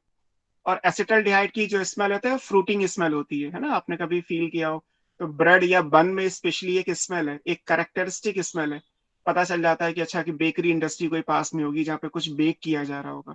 So that fruiting smell is because of acetaldehyde. तो जब ऑक्सीजन रिच एनवायरनमेंट में आप उसे बेक करोगे तो कार्बन डाइऑक्साइड तेजी से निकलेगी, तो वो ब्रेड बन जाएगी। अगर आपको लगता है कि मुझे कार्बन डाइऑक्साइड नहीं चाहिए, मुझे ब्रेड तो बनानी नहीं है, मेरे लिए तो अल्कोहल इंपॉर्टेंट है, तो ऑक्सीजन मत दो उसे। जितनी ऑक्सीजन नहीं दोगे उतना ज्यादा वो अल्कोहल बनाएगा, और फिर आप अल्कोहल को प्यूरिफाई करके अलग अलग अल्कोहलिक बेवरेजेस बना सकते हो। तो दोनों जगह, इसीलिए इसको बेकर्स ईस्ट भी कहते हैं, ब्रीविंग ईस्ट भी कहते हैं। दोनों जगह एक ही ईस्ट यूज होता है, सैक्रोमाइसिस सर्विसी। ईस्ट जिस एंजाइम को यूज करता है दैट एंजाइम इज, यहाँ से पायरुवेट है। अब क्या होगा, पायरुविक एसिड से जब आप इथाइल अल्कोहल बनाओगे तो जो NADH2 आपने बनाया था, NADH2 याद होगा आपको कि आपने NADH2 कहाँ बनाया हुआ है। NADH2 बनाया था हमने ग्लाइकोलिसिस में। ग्लाइकोलिसिस में आपने 1,3-डाइफॉस्फोग्लिसरॉल्डिहाइड से जब 1,3-डाइफॉस्फोग्लिसरिक एसिड बनाया तो एक NADH2 का मॉलिक्यूल था। सो दैट्स वाई कि वो जो NADH2 था वो NADH2 यहाँ यूज हो जाएगा, है ना, उस NADH2 का यहाँ पे यूज हो गया। तो जो इलेक्ट्रॉन को एक्सेप्ट करने का काम है वो किसने किया, NADH2 ने किया, और NAD बन गया। जबकि वहां ग्लाइकोलिसिस में क्या था, NAD से NADH2 बनाया था, पायरुविक एसिड से अल्कोहल बनाने में यही NADH2 यूज हो गया। तो बाहर से कोई इलेक्ट्रॉन का एक्सेप्टर नहीं आया, organic intermediate of the process. तो इसी प्रोसेस में जो NADH2 बीच में बना था वो यूज हो जाएगा और बन जाएगा अल्कोहल और CO2। ईस्ट एक फंगी है, एस्कोमाइसिटीज से बिलोंग करती है, ये सब आप पहले से जानते होंगे, I hope so. Biological classification में आपने पढ़ा होगा ये, है ना।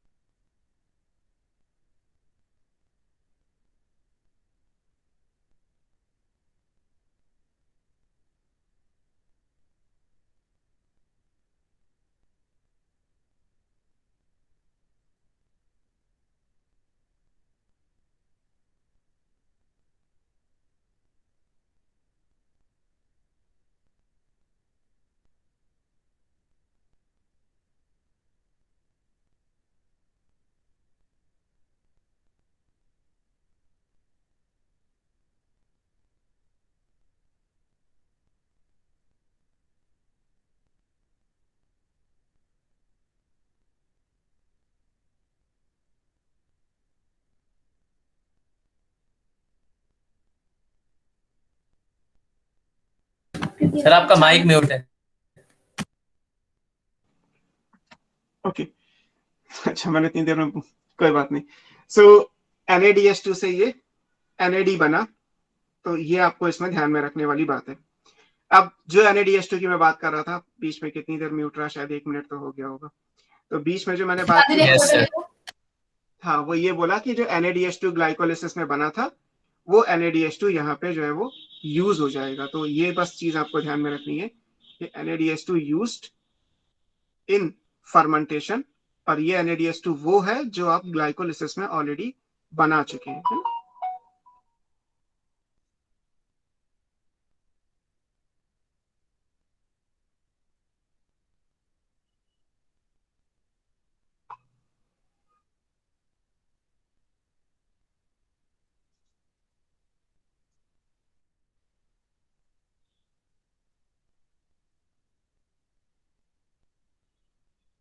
एंजाइम क्या कहलाएगा? एंजाइम हो गया अल्कोहल डिहाइड्रोजिनेज। आप एंजाइम लिखें तो वो भी लिख सकते हैं। एंजाइम क्या होगा इसमें? एक होता है अल्कोहल डिहाइड्रोजिनेज।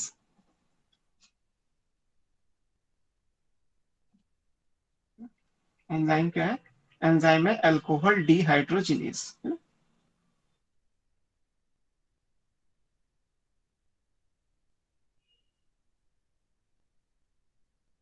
और क्योंकि कार्बन डाइऑक्साइड भी निकली है पायरुविक एसिड से, ये भी दिख रहा है, पायरुविक एसिड से CO2 भी निकली है, तो एक एंजाइम पायरुवेट है। कार्बन डाइऑक्साइड का निकलना क्या कहलाएगा? D carboxylase. तो दो एंजाइम जो है वो बेसिकली इसमें यूज हो जाएंगे इस पूरे प्रोसेस में। पायरुविक एसिड से कार्बन डाइऑक्साइड निकलेगी और फिर वहां से इथाइल अल्कोहल बनेगा, तो अल्कोहल डिहाइड्रोजिनेज भी होगा, क्योंकि इसको आगे आप एल्डिहाइड में भी चेंज कर सकते हो। अब ये ईस्ट करता है, बस ईस्ट एक फंगी है, इतना तो याद रहेगा ना, क्योंकि आगे यस जो सर, आप ये मुझे पढ़ा है। हाँ, आगे जो फर्मेंटेशन आप पढ़ोगे वो सारे बैक्टीरियल हैं। केवल एक ही फर्मेंटेशन ऐसा है जो फंगी कर रही है। So for that point of view आपको बस ये ध्यान में रखना है ना। अब ये एक हो गया। अब यहाँ पे ये भी चीज इंपॉर्टेंट है कि एनसीईआरटी ने फर्मेंटेशन और एनारोबिक रेस्पिरेशन में कोई बहुत ज्यादा डिफरेंस नहीं दिया, ये बता दिया कि दोनों में डिफरेंस क्या है। लेकिन जैसे अगर मान लीजिए यही चीज बॉडी के अंदर हो तो ये बन जाएगा फिर एल्कोहलिक एनारोबिक रेस्पिरेशन, और यही अगर किसी मीडियम में, किसी ब्रॉथ में कंप्लीट हो रहा है तो बन जाएगा एल्कोहलिक फर्मेंटेशन। तो अब फर्मेंटेशन कब यूज करोगे, या आप बेसिकली एनारोबिक रेस्पिरेशन कब यूज करोगे, इस चीज को बस आपको ध्यान में रखना है। मतलब इससे ये मत समझिएगा कि मैंने फर्मेंटेशन लिखा सर बुक में तो एनारोबिक रेस्पिरेशन लिखा हुआ है। तो वो बस आपको ध्यान रखनी है बात कि एनारोबिक रेस्पिरेशन हो या फर्मेंटेशन हो, दोनों की रिएक्शन तो एक ही रहेगी, बस एक सेल के अंदर हो रही है और एक सेल के बाहर हो रही है।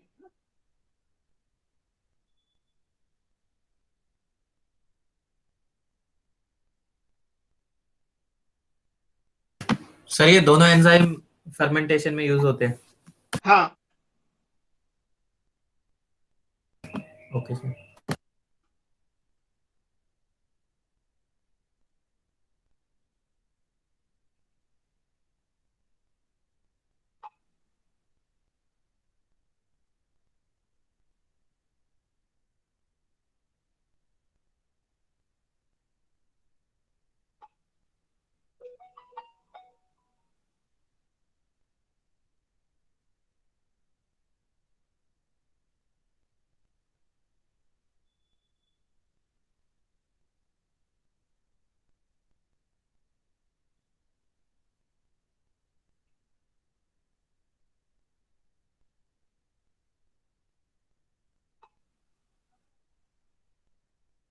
ठीक है। दूसरा क्या हो सकता है? दूसरा फिर हमारी मसल्स में होगा तो क्या लाएगा, इसीलिए मैंने ये भी आपको समझाया। लैक्टिक एसिड फर्मेंटेशन या लैक्टिक एसिड एनारोबिक रेस्पिरेशन।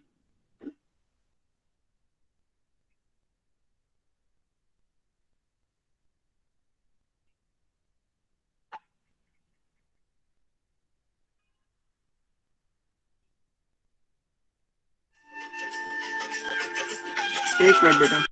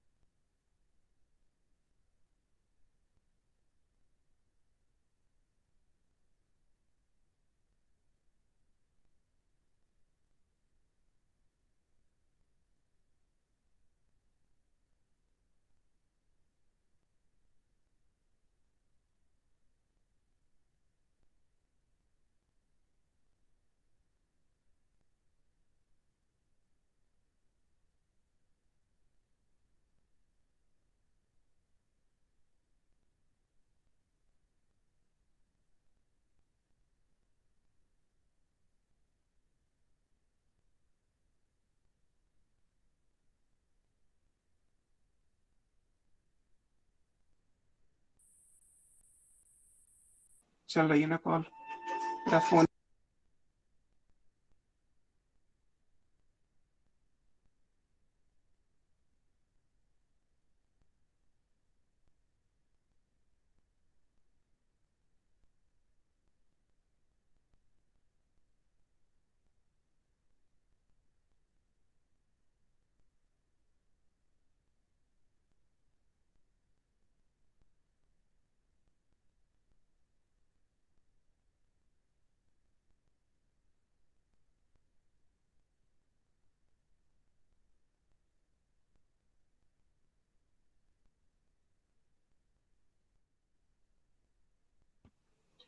मेरा फोन ही गिर गया बेटे।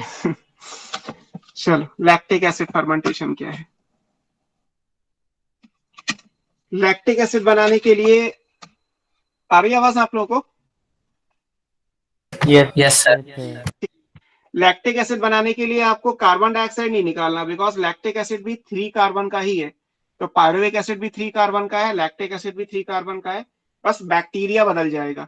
अगर फर्मेंटेशन है तो बैक्टीरिया इन्वॉल्व होगा, और अगर हमारी बॉडी में हो रहा है, हमारी मसल्स में लैक्टिक एसिड फर्मेंटेशन ना होके लैक्टिक एसिड एनारोबिक रेस्पिरेशन बोला जाएगा, है ना। जैसे मैंने इसके लिए आपको समझाया था, तो यहाँ पे लैक्टिक एसिड एनारोबिक रेस्पिरेशन भी हो सकता है।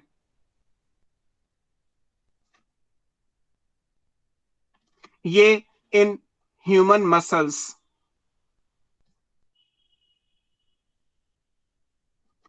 और अगर फर्मेंटेशन है तो जैसे मिल्क का बैक्टीरिया है, जो कर्ड बनाने का तरीका है, कर्ड प्रिपरेशन, दही बनाने का जो तरीका है, या दूध को फाड़ना है बेसिकली, चाहे आप पनीर बनाओ या दही बनाओ, तो कर्ड की प्रिपरेशन है, तो फिर ये बैक्टीरियल मेथड होगा। और अगर हमारी मसल्स के अंदर हो रहा है तो इसको एनारोबिक रेस्पिरेशन बोला जाएगा, है ना। तो बेसिकली ये इंपॉर्टेंट है कि रिएक्शन एक ही है, बॉडी के अंदर हो रही है तो एनारोबिक रेस्पिरेशन, और अगर बॉडी से बाहर हो रही है तो फर्मेंटेशन। तो लैक्टिक एसिड फर्मेंटेशन में क्या करना है, यहां पे आपको पायरुविक एसिड लेना है, ये 3 कार्बन का है। इससे जब लैक्टिक एसिड बनेगा तो ये भी 3 कार्बन का है, तो इसका मतलब यहां कोई कार्बन डाइऑक्साइड रिलीज नहीं हो रही, पहली चीज। अच्छा, NaDH2 यहां भी यूज होगा क्योंकि वो तो हर फर्मेंटेशन में यूज होता है, तो NaDH2 से आपने NAD बना दिया। अब यहाँ पे ऑर्गेनिज्म कौन सा है, यहाँ पे बैक्टीरिया, एंजाइम कौन सा आएगा, एंजाइम इज लैक्टेट डिहाइड्रोजिनेज।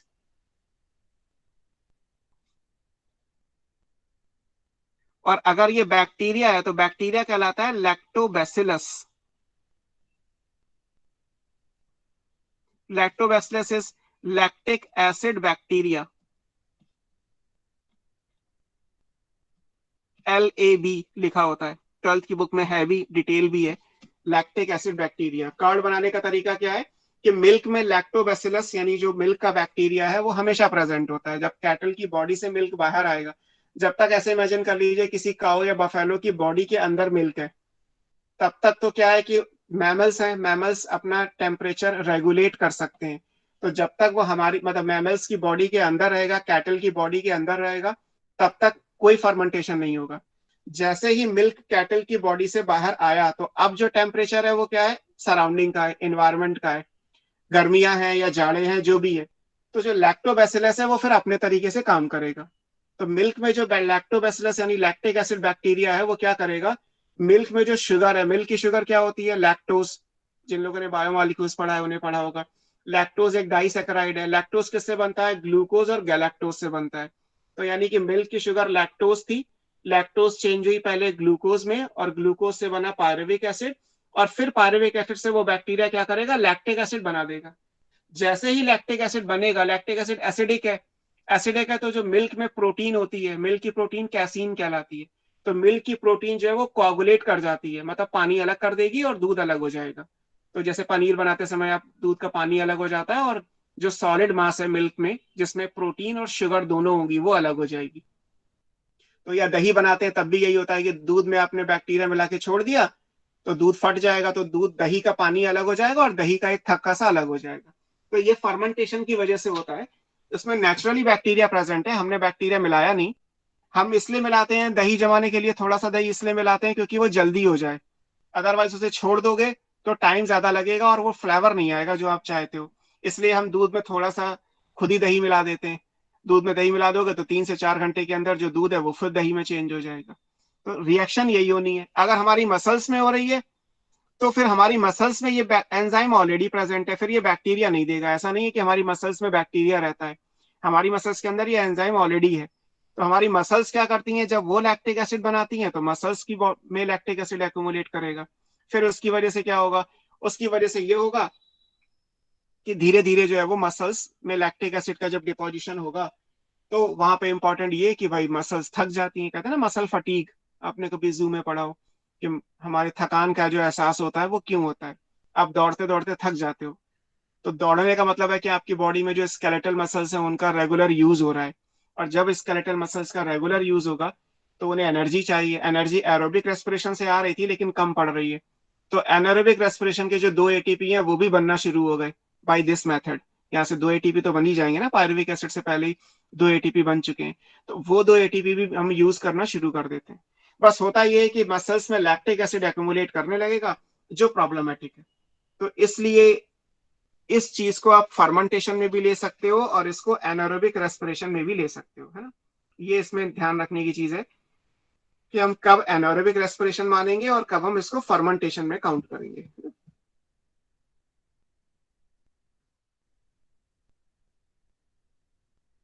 ठीक है।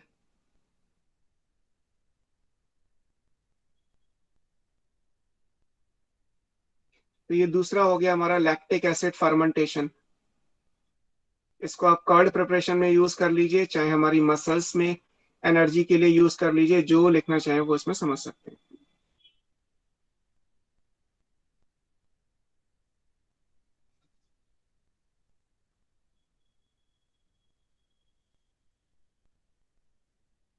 और क्या क्या ऑप्शन हो सकते हैं हमारे पास, है ना। लैक्टेट डिहाइड्रोजिनेज एंजाइम हो गया, ये आपको याद रखना है। बैक्टीरिया एलएबी है, ये आपको याद रखना है ना। नाउ तीसरा प्रोसेस हम क्या ले सकते हैं? तीसरा आप ले सकते हैं हाँ बेटा बोलो। सर मेरे को लगा पेज सेंड कर रहे हो, नोट डाउन करना है। हाँ कर लो, मैंने अभी बस चेंज करने ही वाला था, आपने रोक दिया तो अभी मैं नहीं चेंज कर रहा।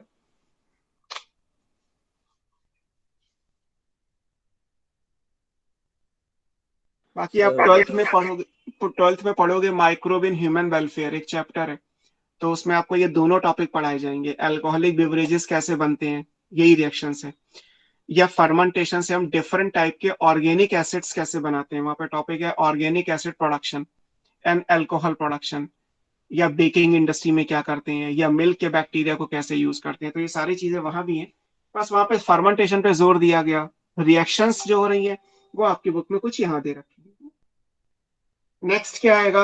अब इसी तरीके से आप और भी बना सकते हो। अब हमारे पास और क्या क्या चीजें हैं, टर्न कर देता हूँ। जैसे अगर वेनेगर बनाना हो, वेनेगर क्या होता है? एसिटिक एसिड होता है। So we have acetic acid fermentation.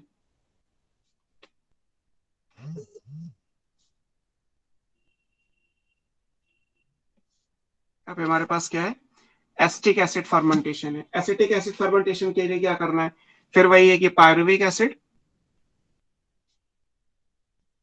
3 carbon का, इससे पहले तो वही बनता है लाइक C2H5OH यानी इथाइल अल्कोहल, और फिर यहाँ पे कार्बन डाइऑक्साइड ये रिलीज हो गई, यहाँ पे NADH2 से आपने NAD बना लिया, है ना। यहाँ पे एंजाइम सेम रहेंगे, शुरू में तो अल्कोहल ही बनता है।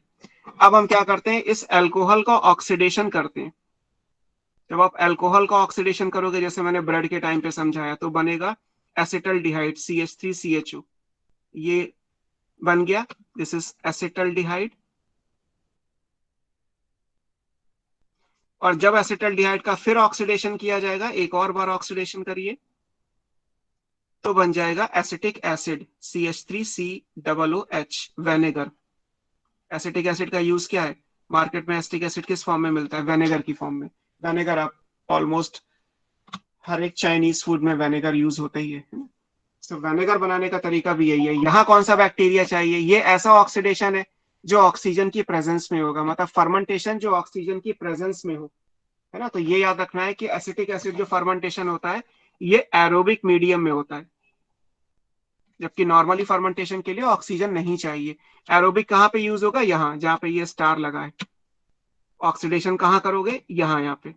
तो यहाँ पे इन्हें ऑक्सीजन देनी पड़ेगी। यहाँ तक तो नहीं देनी, यहाँ तक तो इथाइल अल्कोहल बनाना है एज यूजुअल, जैसे ईस्ट को यूज करके बनाया था वो। बस अल्कोहल को फर्दर ऑक्सीडाइज करना है 2 स्टेप में, अल्कोहल से एल्डिहाइड, एल्डिहाइड से उसके एसिड पे, तो वेनेगर बन जाएगा। माइक्रोब कौन सा यूज होगा? ये भी एक बैक्टीरिया है, that bacteria is Acetobacter. Acetobacter sir ने पढ़ाया था मोनेरा में, एसिटोबैक्टर एसिटाई, इसको एसिटिक एसिड बैक्टीरिया बोल देते हैं। सर जो एंजाइम होगा वो वही होगा ना, अल्कोहल डिहाइड्रोजनेज हाँ फर्स्ट यहाँ स्टेप सेम में? रहेगा। हाँ यहाँ पायरुवेट ओके डीकार्बोक्सिलेज और अल्कोहल डिहाइड्रोजनेज, मतलब आपको वेनेगर बनाने के लिए पहले अल्कोहल तो चाहिए ही होगा। ओके। और फिर जो एरोबिक फर्मेंटेशन लिखा तो इसी सेंस में लिखा कि अल्कोहल बनने तक तो एनारोबिक है, उसके आगे एरोबिक है, तो इसीलिए ऑक्सीडेशन लिखा है, यानी ऑक्सीजन चाहिए, और स्टार लगा दिया कि ये एरोबिक मीडियम में दोनों रिएक्शंस होगी। ऐसे ही अगर हम बटर बनाते हैं तो बटर के अंदर जो एसिड होता है वो ब्यूटायरिक एसिड होता है। सो ब्यूटायरिक एसिड फर्मेंटेशन है। सर वो जो एंजाइम थे वो वही होंगे, अल्कोहल डिहाइड्रोजिनेज हाँ और वो पाइरुवेट सेम जिनका सेम सेम, यहाँ तक कोई रिएक्शन में चेंज नहीं है, यहाँ चेंज है बस, ये इतना चेंज है। ब्यूटारिक एसिड फर्मेंटेशन कहाँ होता है? ये बटर की प्रिपरेशन में होगा, used in preparation of butter. पूछा गया है नीट में कि बटर में कौन सा ऑर्गेनिक एसिड है, तो that is butyric acid. Butyric acid और बटर इंपॉर्टेंट है। बस बैक्टीरिया लिख लीजिए, क्लॉस्ट्रीडियम, क्लॉस्ट्रीडियम, क्लॉस्ट्रीडियम ब्यूटाइलिकम, इसको ब्यूटायरिक एसिड बैक्टीरिया बोल दिया गया। कुछ दूसरे प्रोसेस भी हैं, अदर प्रोसेस जिनमें फर्मेंटेशन यूज किया जाता है।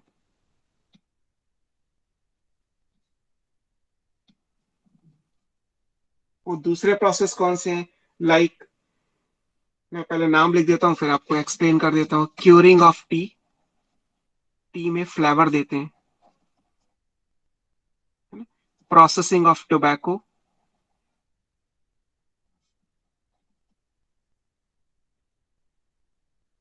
डबल सी होगा, प्रोसेसिंग ऑफ टोबैको। इसके अलावा टैनिन ऑफ लेदर,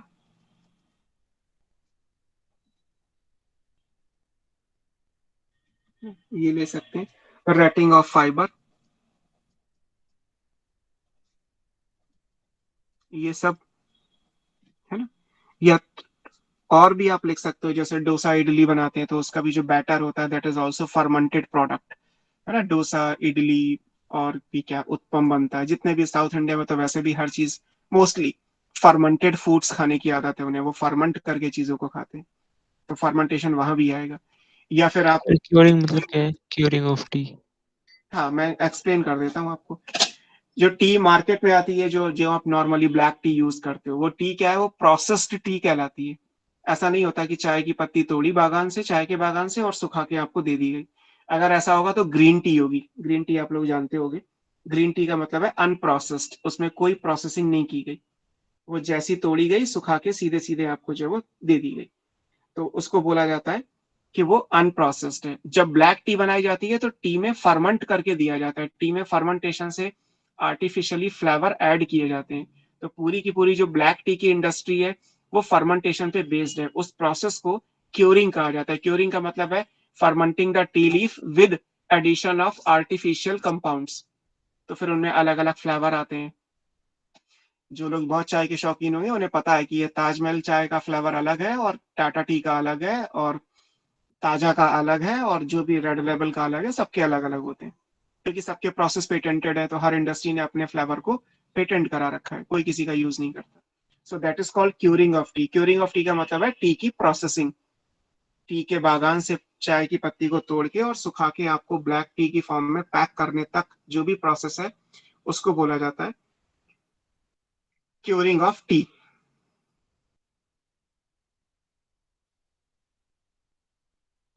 और सर रेटिंग ऑफ पेपर क्या है? अब दूसरे पे चलते हैं, पहले एक एक करके। ऐसे प्रोसेसिंग ऑफ टोबैको होता है। टोबैको की खेती होती है, तंबाकू के खेत होते हैं, जैसे गेहूं के खेत होते हैं वैसे टोबैको के भी होते हैं। वहां भी ऐसा नहीं होता कि मतलब तंबाकू की पत्ती या टोबैको की लीफ को सुखाया और आपको सिगरेट में भर के दे दिया, है ना। बीड़ी, सिगरेट, सिगार और इवन पान में भी लोग टोबैको को यूज करते ही हैं। इसका मतलब कि जो भी है वो टोबैको की प्रोसेसिंग है, टोबैको के अंदर भी प्रोसेसिंग की जाती है, उसको भी फर्मेंट करके उसमें आर्टिफिशियल फ्लेवर ऐड किए जाते हैं, देन ओनली उसको यूज कर सकते हैं। So that is called tobacco processing. फिर ऐसे ही आता है टैनिन ऑफ लेदर। लेदर मतलब यहाँ पे लेदर की बात की गई है, ओरिजिनल लेदर से, जो एनिमल स्किन है, कि बहुत सारे एनिमल्स की स्किन को एज ए लेदर यूज किया जाता है। अब एनिमल स्किन होती है अलग अलग कलर की, और लेदर मान लीजिए किसी को व्हाइट चाहिए, कि व्हाइट पर्स खरीदना है ओरिजिनल लेदर का। अब व्हाइट पर्स कैसे आए, मतलब व्हाइट लेदर कहाँ से आएगा? व्हाइट एनिमल तो कोई होता ही नहीं है, भी तो मिलने से रहा। White tiger, white giraffe, white zebra rarely कहीं किसी ने देखे हो तो देखे हो, वरना एग्जिस्ट ही नहीं करते। तो एनिमल स्किन से कलर हटाया जाता है, अब कलर कैसे हटेगा? कलर हटाने के लिए फिर हमें क्या करना पड़ता है, हमें उसमें बैक्टीरियल एक्शन कराना पड़ता है, दैट इज अगेन फर्मेंटेशन। उसे बोलते हैं टैनिन ऑफ लेदर, लेदर में से कलर हटाना। जब कलर हट जाएगा तो बिल्कुल ट्रांसपेरेंट स्किन आ जाएगी एनिमल की, और फिर उस स्किन को जो कलर आप देना चाहो वो दे के, और जैसा आप आर्टिकल बनाना चाहो लेदर का वैसा बना सकते हो, है ना। फिर आता है रेटिंग ऑफ फाइबर। अब प्लांट से जब फाइबर निकाले जाते हैं, एनाटॉमी में मैंने आपको पढ़ाया था कि जूट है, फ्लक्स है, हेम्प है, these are different kind of fibres. तो फाइबर्स प्लांट से कैसे निकाले जाएंगे, उसका भी एक सीरीज है। कि मान लीजिए ये पूरा पेड़ है, एक लंबा सा स्टेम है, इसके अंदर फाइबर है, इसके फ्लोएम में फाइबर है, जूट हो गया, फ्लैक्स हो गया, हेम्प हो गया। तो क्या करते हैं कि इसके बड़े बड़े लकड़ी के टुकड़े काट लेते हैं, है ना, 2 या 3 लट्ठे बना लेंगे, और उनको एक तालाब में डुबो के, पानी में डुबो के छोड़ दिया जाता है। उस पानी के अंदर बैक्टीरिया है, तो बैक्टीरिया क्या करते हैं, वो इस पूरे प्लांट मटेरियल में जितनी सेल वॉल और मिडिल लेमेला और सेलुलोज सबको डाइजेस्ट कर देते हैं। तो बिना टूटे जो फ्लोएम का फाइबर होगा, एक एक सेल जो होगी वो आसानी से निकल आएगी। तो उसको बोलते हैं रेटिंग ऑफ फाइबर। रेटिंग का मतलब वैसे तो सड़ना होता है, कि हम सड़ा रहे हैं बेसिकली। तो प्लांट का जो मटेरियल है वो पूरा डिसॉल्व हो जाएगा, और जो एक एक सेल फाइबर की है, fibre is a kind of cell, इस कलर एंड काइमा में पढ़ा था आपने, तो एक एक फाइबर निकल के आ जाएगा, तो बिना टूटे फाइबर आपके हाथ में आ जाएगा। So that is called rating of fibre. Sir एक बार फिर से बता दो रेटिंग ऑफ फाइबर। बेटा लकड़ी को पानी में डुबो के कभी देखा है? कोई भी लकड़ी को, लकड़ी का मतलब लकड़ी का टुकड़ा नहीं, बड़ा सा किसी पेड़ की लकड़ी को आप पानी में डुबो दीजिए, उसे गलाइए। तो गलाने में बैक्टीरिया मिलाने पड़ेंगे आपको, अगर आप अपने तरीके से गलाना चाहते हो। नेचर के हिसाब से गलाना हो तो पानी में डाल के छोड़ दो, अपने आप गल जाएगी। अब गलाने का मतलब यहाँ पे क्या है कि बैक्टीरिया सेल्यूलोज और मिडिल लेमिला इन सबको डाइजेस्ट करके, सेल्स किससे जुड़ी हुई थी, सेल जुड़ी हुई थी मिडिल लेमिला से। अगर मिडिल लेमिला को हटा दोगे तो 2 फाइबर की सेल्स जो है वो अलग अलग हो जाएंगी। So that process is called rating of fibre. मतलब याद ये रखना है कि ऐसा नहीं है कि फर्मेंटेशन केवल बुक में 2 दे रखे हैं तो 2 ही तरीके का फर्मेंटेशन है। हमारे पास हंड्रेड्स ऑफ प्रोसेस है जिनमें फर्मेंटिंग माइक्रोब को यूज किया जाता है। इंपॉर्टेंट ये है कि बैक्टीरिया और फंगी केवल 2 ही ऑर्गेनिज्म है जो फर्मेंटेशन कर सकते हैं, और किसी से फर्मेंटेशन नहीं हो सकता। ठीक है, तो ये आपको ध्यान में रखना है। अब ऐसा भी नहीं कि मैंने ये एसिटिक एसिड, ब्यूटारिक एसिड लिख दिया, इसके अलावा एसिड नहीं है। फिर आप 12th की बुक जब पढ़ोगे तो आपको और मिल जाएंगे। ग्लूकोनिक एसिड भी बनता है ना, ग्लूकोनिक एसिड का भी इंडस्ट्री में कोई ना कोई रोल है। प्रोपियोनिक एसिड भी बनता है बैक्टीरिया को यूज करके। ग्लूकोनिक एसिड फंगी को यूज करके बनाया जाता है। तो डिफरेंट टाइप के ऑर्गेनिक एसिड्स जो मार्केट में आते हैं, they all are fermented products. तो फर्मेंटेशन इज द मैकेनिज्म, और उससे हम ऑर्गेनिक एसिड्स बनाते हैं, उससे हम अल्कोहल बनाते हैं, उससे हम ब्रेड बनाते हैं। डोसा, इडली, सांभर के जितने भी बैटर्स हैं जिनमें भी फर्मेंटेशन करना होता है, सब बनाए जाते हैं, सब में फर्मेंटेशन इन्वॉल्व है। या आपने कभी मूवीज में देखा हो या सुना हो तो साउथ इंडिया में एक ट्रेडिशनल ड्रिंक होता है टोडी, ताड़ी कहते हैं, कच्ची शराब बोल देते हैं वहां पे। तो टोडी क्या है, टोडी भी बेसिक फर्मेंटेशन का एक प्रोडक्ट है। फर्मेंट करके उसको यूज किया जाता है। आप चावल के पानी को छोड़ दीजिए कुछ घंटों के लिए, गर्मियों में वो सड़ जाएगा, तो इसमें आपको बियर बनना शुरू, कहते हैं ना, जौ को सड़ा दोगे या फ्रूट्स को जो बेसिकली फर्मेंट कर दोगे, ग्रेप्स को फर्मेंट कर दोगे तो बियर बन जाएगी। बियर तो ऐसे ही होता है, उसमें अल्कोहल अल्कोहल बहुत कम है, इतना कम है कि गवर्नमेंट ऑफ इंडिया ने उसके लिए लाइसेंस होना जरूरी नहीं रखा, कोई भी बियर ले सकता है। बट इसके अलावा कोई भी वाइन भी यूजुअली अलाउेबल है। बियर और वाइन के अलावा जितने भी हमारे पास अल्कोहलिक बेवरेजेस हैं other than beer and wine, उन सब के लिए, उनको ड्रिंक करने के लिए भी आपके पास अथॉरिटी होनी चाहिए, उनको सेल करने के लिए भी लाइसेंस का होना जरूरी है, क्योंकि उनकी अल्कोहल की कॉन्सेंट्रेशन एक लिमिट से ज्यादा है। इतनी ज्यादा है कि आपका दिमाग खराब कर सकती है, आप गाड़ी चला रहे हो तो एक्सीडेंट हो जाएगा। सो बियर पी के गाड़ी चला रहा है तो कोई प्रॉब्लम नहीं है, बट अगर वो ब्रांडी पी के गाड़ी चला रहा है तो डेफिनेटली उसका दिमाग बेकार है, कंट्रोल नहीं रहेगा, भीड़ देगा। सो वो सब चीजें 12th में है, जो 12th में वो 12th में पढ़ोगे। फिलहाल 11th का कंटेंट पूरा हो गया, चैप्टर भी हमारा कंप्लीट हो गया, that is respiration in plant. Fifth and last chapter की बात करते हैं, plant growth and development.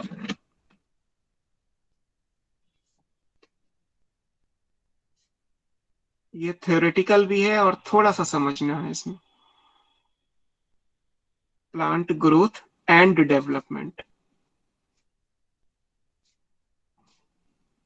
Chapter को 3 पार्ट में आप पढ़ोगे। एक पार्ट में तो यही दिया है प्लांट ग्रोथ के बारे में, प्लांट ग्रोथ और डेवलपमेंट क्या होता है। दूसरे पार्ट में आप पढ़ोगे कि ग्रोथ होने के लिए हार्मोन्स चाहिए, तो प्लांट हार्मोन के बारे में इस चैप्टर में दिया है।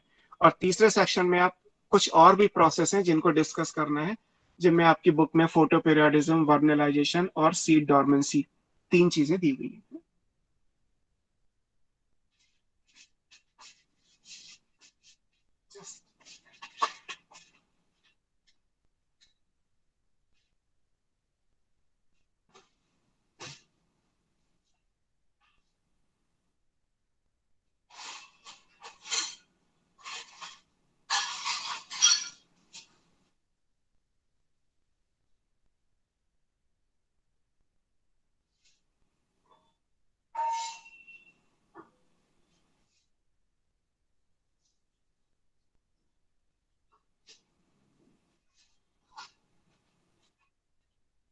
जैसे ग्रोथ आपने पढ़ा होगा लिविंग वर्ल्ड में, है ना, जब आपने लिविंग वर्ल्ड स्टार्ट किया होगा तो सबसे पहले आपको जो पहला पैराग्राफ एनसीईआरटी में दिया है उसमें ग्रोथ की ही बात की गई।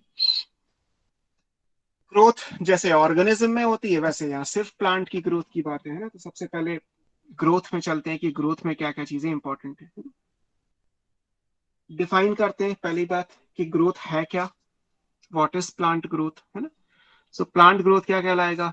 ग्रोथ का मतलब आपने पढ़ा होगा ऐसी इंक्रीज मास में या साइज में या वॉल्यूम में जिसको आप चेंज ना कर सकें, जिसको रिवर्स ना कर सकें, जो परमानेंट हो। एक बार हम बड़े हो गए तो हम छोटे नहीं हो सकते। लीफ का साइज अगर बड़ा हो गया तो अब वो छोटा नहीं हो सकता। स्टेम की लेंथ बढ़ गई तो अब छोटी नहीं हो सकती। रूट एक लेंथ में ग्रो कर चुका है तो अब वापस करके वो छोटा सा नहीं हो सकता। इस तरीके से तो ग्रोथ का मतलब क्या हुआ? दिस इज परमानेंट, या आप चाहे तो इरिवर्सिबल बोल सकते हैं। इंक्रीज इन साइज, साइज को आप चाहे मास में ले लीजिए 2 डायमेंशनल, या चाहे तो वॉल्यूम में ले लीजिए 3 डायमेंशनल, जैसे लेना चाहिए। ऑफ, अब क्योंकि हम प्लांट की बात कर रहे हैं तो या तो प्लांट का कोई पार्ट हो सकता है या पूरा भी हो सकता है। ऑफ प्लांट पार्ट और प्लांट हो सकता है। आप केवल लीफ की ग्रोथ पढ़ो, केवल फ्रूट का साइज बढ़ रहा है तो फ्रूट की ग्रोथ है। फ्लोरल बड से फ्लावर बन रहा है तो फ्लावर की ग्रोथ है।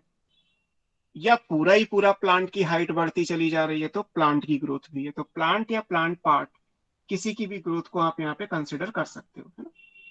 तो एक तो ये चीज इंपॉर्टेंट है, ये ध्यान रखिए। ये हो गया परमानेंट या irreversible increase in size of plant part और प्लांट। सर, हाँ बोलो। जो मास में इंक्रीज है ये मतलब ये वैसे मुझे लिविंग वर्ल्ड में डाउट आया था कि जो मास में इंक्रीज है वो सेल के अंदर जैसे एनाबॉलिज्म से कोई सब्सटेंसेस बन रहे हैं वो वाली चीज भी कंसीडर होगी? वो भी होगी और बाहर भी हो सकती है। वो तो डिपेंड करता है, मास बढ़ाना है चाहे बाहर से बढ़ाओ या अंदर से बढ़ाओ। लेकिन ये है ना कि जो सेल में अगर एनाबॉलिज्म से चीजें बन रही है उनसे मास बढ़ रहा है उसको हमने ग्रोथ बोला है, लेकिन वही चीजें कैटाबॉलिज्म से टूट भी सकती है तो वो रिवर्सिबल नहीं हो जाएगा? लेकिन हमेशा ग्रोथ होने के लिए एनाबोलिज्म कैटाबोलिज्म से ज्यादा भी तो होती है, ये भी तो इंपॉर्टेंट है। जैसे ग्रोथ का मान लीजिए ये एक सेल है, अगर हम लिविंग की ग्रोथ की बात कर लेते हैं, ये एक सेल है। अब इस सेल का मास कैसे बढ़ाओगे? नंबर नहीं बढ़ाना है हमें, केवल मास बढ़ाना है। तो मास या तो इसके अंदर कुछ डिपॉजिट करो, है ना, इसको आप क्या बोलते हो? Protoplasmic growth. अब मुझे नहीं पता कि आपने कितना पढ़ा हुआ है, मैं जितना पढ़ाता हूँ उतना समझा सकता हूँ आपको। प्रोटोप्लाज्मिक इसलिए because materials are deposited inside the protoplasm of the cell, है ना। ये मटेरियल्स आपने डिपॉजिट किए। अब ये मटेरियल्स डिपॉजिट किए ना प्रोटोप्लाज्मिक ग्रोथ के लिए अंदर, तो ये आएंगे कहाँ से? ये तभी तो आएंगे जब एनाबोलिक या एनाबोलिज्म का रेट कैटाबोलिज्म से ज्यादा होगा।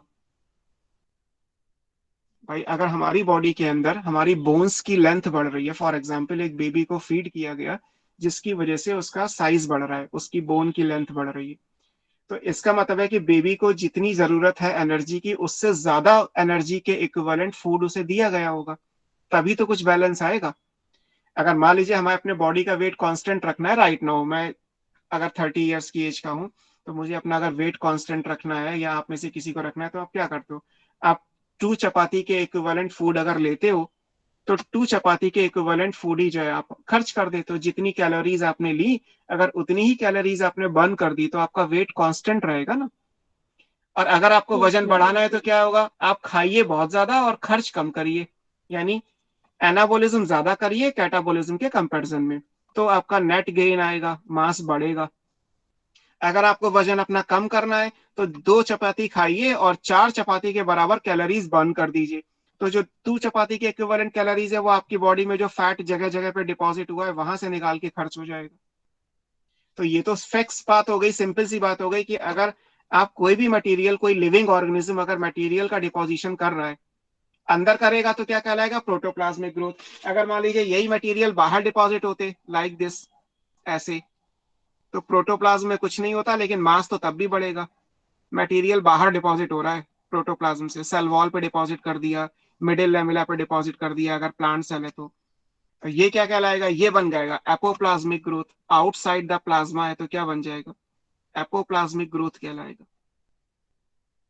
जैसे मैंने आपको पैरेन्काइमा तो पढ़ाया ना, तो आप अगर पैरेन्काइमा मान लीजिए बना रहे हो, तो पैरेन्काइमा अगर आपने बनाया तो पैरेन्काइमा के अंदर तो इंटरसेलुलर स्पेस आएंगे ना। अगर आपने चीजों को यहाँ डिपॉजिट कर दिया तो मास तो बढ़ जाएगा ना इसका, तो यहाँ डिपॉजिट करोगे तो ये क्या होगा, एपोप्लाज्मिक होगा। और अगर आपने सेल के अंदर डिपॉजिट किया तो क्या होगा, तो ये प्रोटोप्लाज्मिक होगा, है ना। प्रोटोप्लाज्म से बाहर अगर आपने सेल वॉल, यहाँ पे आपने पढ़ा था कि सेल वॉल होती है पैरेन्काइमा की, फिर आपने कहा कि नहीं मैं इसमें कॉलनकाइमा बना दूंगा, कॉर्नर्स पे हेमीसेलुलोज और पैक्टिन का डिपोजिशन करूंगा, तो ये भी तो प्लाज्मा से बाहर ही है ना, तो ये भी एपोप्लाज्मिक ग्रोथ है। तो ग्रोथ के लिए मटेरियल डिपॉजिट होने चाहिए। अब बात यह कि लिविंग ऑर्गेनिज्म में मटेरियल आएंगे कहां से, इसके लिए तो ऑब्वियस है कि एनाबोलिक एक्टिविटी कैटाबोलिज्म से ज्यादा होगी, और ये होगी ही होगी, ये नहीं होगी तो फिर कैसे होगा। हम ऐसा थोड़ा ना करते हैं कि हमने प्लांट का स्टार्च लिया और अपने ऊपर चिपका लिया और हमने कहा कि ग्रोथ हो गई है, बिकॉज स्टार्च तो हमारी बॉडी में पेस्ट हो ही नहीं सकता ना। हमें तो स्टार्च को डाइजेस्ट करके ग्लूकोज बनाना पड़ेगा, फिर हम ग्लूकोज से ग्लाइकोजन बनाएंगे और वो स्टोर करेंगे, और ज्यादा ग्लाइकोजन अगर जितना चाहिए था उतना सारा बन गया, इससे ज्यादा ग्लूकोज हमारे पास है, तो फिर हम उसे फैट में चेंज करेंगे और फैट्स की फॉर्म में स्टोर करेंगे। खर्च आप कर नहीं रहे तो बॉडी मास आपका बढ़ता चला जाएगा, है ना, ओबेसिटी। तो ग्रोथ होने के लिए ये फिक्स है, इसके बिना तो ग्रोथ हो ही नहीं सकती। ये तो अपने आप में नीट का क्वेश्चन है। Growth occurs when, anabolism exceeds catabolism, catabolism exceeds anabolism, anabolism equals to catabolism, या catabolism is not equal to anabolism. ऐसे 4 ऑप्शन दिए थे, तो आंसर ये है, जब एनाबोलिज्म कैटाबोलिज्म से ज्यादा होगी ग्रोथ तभी होगी। अब बताओ। यस सर, ये चीज बताई थी सर ने, ये वाला क्वेश्चन। हाँ तो ये क्वेश्चन तो एग्जाम का ही है, आर्काइव के क्वेश्चन से हम करा ही देते हैं। और सर अगर कैटाबॉलिज्म ग्रेटर देन एनाबॉलिज्म हुआ तब फिर क्या कंडीशन होगी? फिर देखिए मास कम होना शुरू हो जाएगा, उसे हम डी ग्रोथ बोल सकते हैं। बट एक्चुअली डी ग्रोथ का मतलब ये नहीं है कि आप अपनी बोन्स को छोटा कर लोगे। डी ग्रोथ का मतलब ये है कि जहां जहां बॉडी में रिजर्व फूड डिपॉजिट हुआ वो खर्च होगा, बोन्स में से जैसे कभी नहीं बोन खर्च हो डेंसिटी सकता। कम हो सकती है। हाँ, वो बोन डेंसिटी कम होना वो हो सकता है, यस। सो उस केस में भी बोन की लेंथ कम नहीं हो रही है, बस बोन का मास कम हो रहा है, उसकी बेसिकली उसकी डेंसिटी कम हो रही है। बोन डेंसिटी कम होना इज ए कैटाबोलिक प्रोसेस, जैसे और होता ही है सर कि नेगेटिव ओल्ड एज ग्रोथ में। भी यही होती है क्या, डी हाँ, ग्रोथ? नेगेटिव ग्रोथ भी यही होती है, डी ग्रोथ को ही आप नेगेटिव ग्रोथ बोल देते हैं, ओके। है ना। अब जैसे यहाँ लिखा है कि इरिवर्सिबल इंक्रीज है। अब मान लीजिए एक सीड को जर्मिनेट करिए, एक सीड का वेट लीजिए, एक ग्राम सीड का आपने ड्राई वेट लिया, ओवन में 100 डिग्री सेंटीग्रेड पे ड्राई करके उसका वेट लिया, और एक सीडलिंग जो ग्राम सीड स्प्राउट बन जाएगा उसको आपने 100 डिग्री सेंटीग्रेड पे ड्राई करके उसका वेट लिया, किसका वेट ज्यादा आएगा? एक स्प्राउटेड सीड का ज्यादा आएगा या एक स्टोर्ड सीड का ज्यादा आएगा? ड्राई वेट दोनों का लेना है, स्टोर्ड। स्टोर्ड का। लेकिन ग्रोथ होने में तो इंक्रीज होती है ना। और सीड से अगर सीडलिंग बना यानी स्प्राउटिंग हुई तो वो ग्रोथ ही तो हुई, तो यानी ग्रोथ में वेट डिक्रीज हो गया। एक्सेप्शनल केस कि सीड जर्मिनेशन के टाइम पे ग्रोथ में इंक्रीज नहीं होती, फिर वहां तो ड्राई वेट के हिसाब से डिक्रीज होता है वेट, एक्सेप्शन भी है। वो लिविंग वर्ल्ड में एक पैराग्राफ था, अभी आप पूरा चैप्टर पढ़ रहे हो, तो वहां पे तो केवल उतनी बात समझा दी गई जितनी एक 10th से पास होने वाले बच्चे को समझाई जा सकती है कि भाई ग्रोथ ऐसी होती है, बस। उसके बाद प्लांट ग्रोथ अलग टॉपिक है, और जब आप 12th में पढ़ोगे तो वहाँ पे ह्यूमन ग्रोथ या ह्यूमन की पॉपुलेशन ग्रोथ अलग टॉपिक होगा, फिर हम ग्रोथ को अलग अलग लेवल पे भी पढ़ेंगे। ग्रोथ के लिए हम ग्राफ भी बनाएंगे कि कौन कौन से ग्राफ से हम ग्रोथ को एक्सप्लेन कर सकते हैं, उनकी एक मैथमेटिकल कैलकुलेशन भी आपकी बुक में दी हुई है। तो ये एक डिफरेंस आ जाता है कि भाई शुरू में एक इंट्रोडक्शन देना था कि ग्रोथ एक प्रॉपर्टी है, it's the property of living and non living, common for both the cases, living objects non living objects में है और लिविंग ऑर्गेनिज्म में, है ना। तो मैं जैसे मैंने अभी आपको बोला एक्सेप्शनल केस है ये कि सीड जर्मिनेशन अगर होगा, है ना, at the time of seed germination,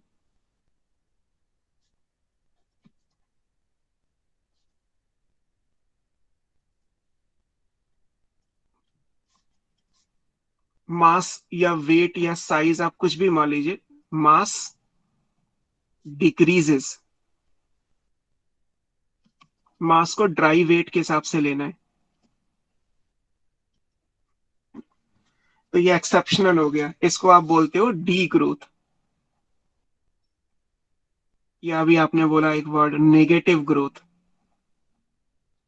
तो नेगेटिव ग्रोथ का मतलब यही है, अगर किसी ऑर्गेनिज्म के लिए निकालोगे या प्लांट पार्ट के लिए निकालोगे तो।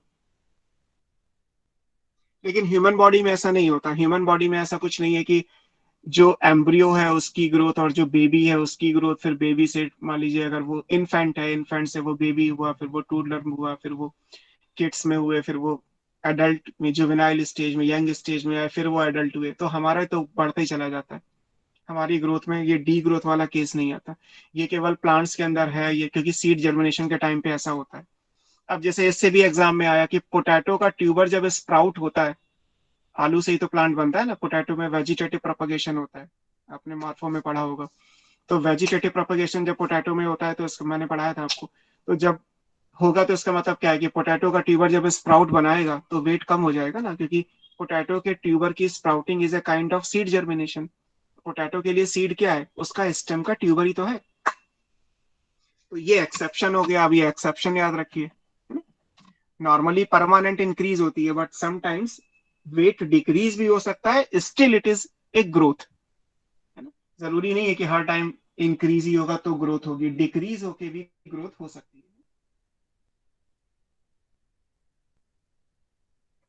क्लियर। तो ये तो बात हो गई हमारी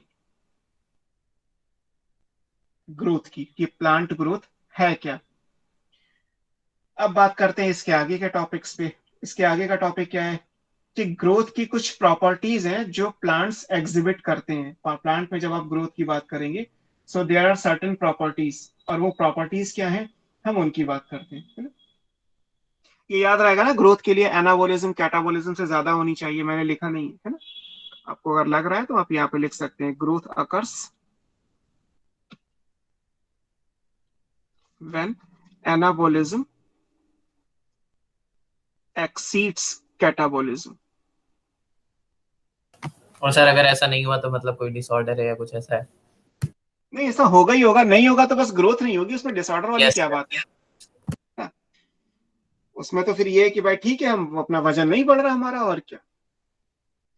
अब ये तो आजकल तो ट्रेंड बन गया ना, आप डिफरेंट सेलिब्रिटीज को देखिए, या अपनी डेली लाइफ में भी हो सकता है, आप लोग भी जो है वो डाइट कॉन्शियस हो कि भाई उतना ही लेना है, बॉडी का वेट नहीं बढ़ना चाहिए किसी भी तरीके से, है ना। तो वो चीज इसी कॉन्सेप्ट पे तो है कि भाई जितना खा रहे हो उतना वर्कआउट करो, फिर आप ज्यादा भी खा सकते हो।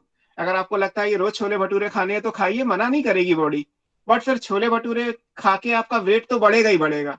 या तो फिर आप उसी प्रपोर्शन में वर्कआउट कर पाओ, जो यूजुअली नहीं कर पाते लोग। अब 4 घंटे 5 घंटे कौन जिम में बिताएगा, 2 छोले भटूरे खाने की सजा इतनी तो ना हो सकती है कि आप 5 घंटे जिम करने शुरू कर दें। तो भाई इसलिए यही कहा जाता है कि रोज मत खाओ, हफ्ते में कभी 10 दिन में खा लिया तो खा लिया। लेकिन कुछ ऐसे भी हैं, मान लीजिए लेबर क्लास है, लेबर क्लास मतलब जो दिहाड़ी पे लोग काम करते हैं, जो साइकिल चलाते हैं 20-20 किलोमीटर, वो अगर डेली भी छोले भटूरे खाएंगे तो ऑब्वियस सी बात है, साइकिलिंग तो one of the best exercise है, साइकिलिंग है, स्विमिंग है, ये तो ऐसी एक्सरसाइज है जिनमें बहुत ज्यादा कैलोरीज बर्न होती है।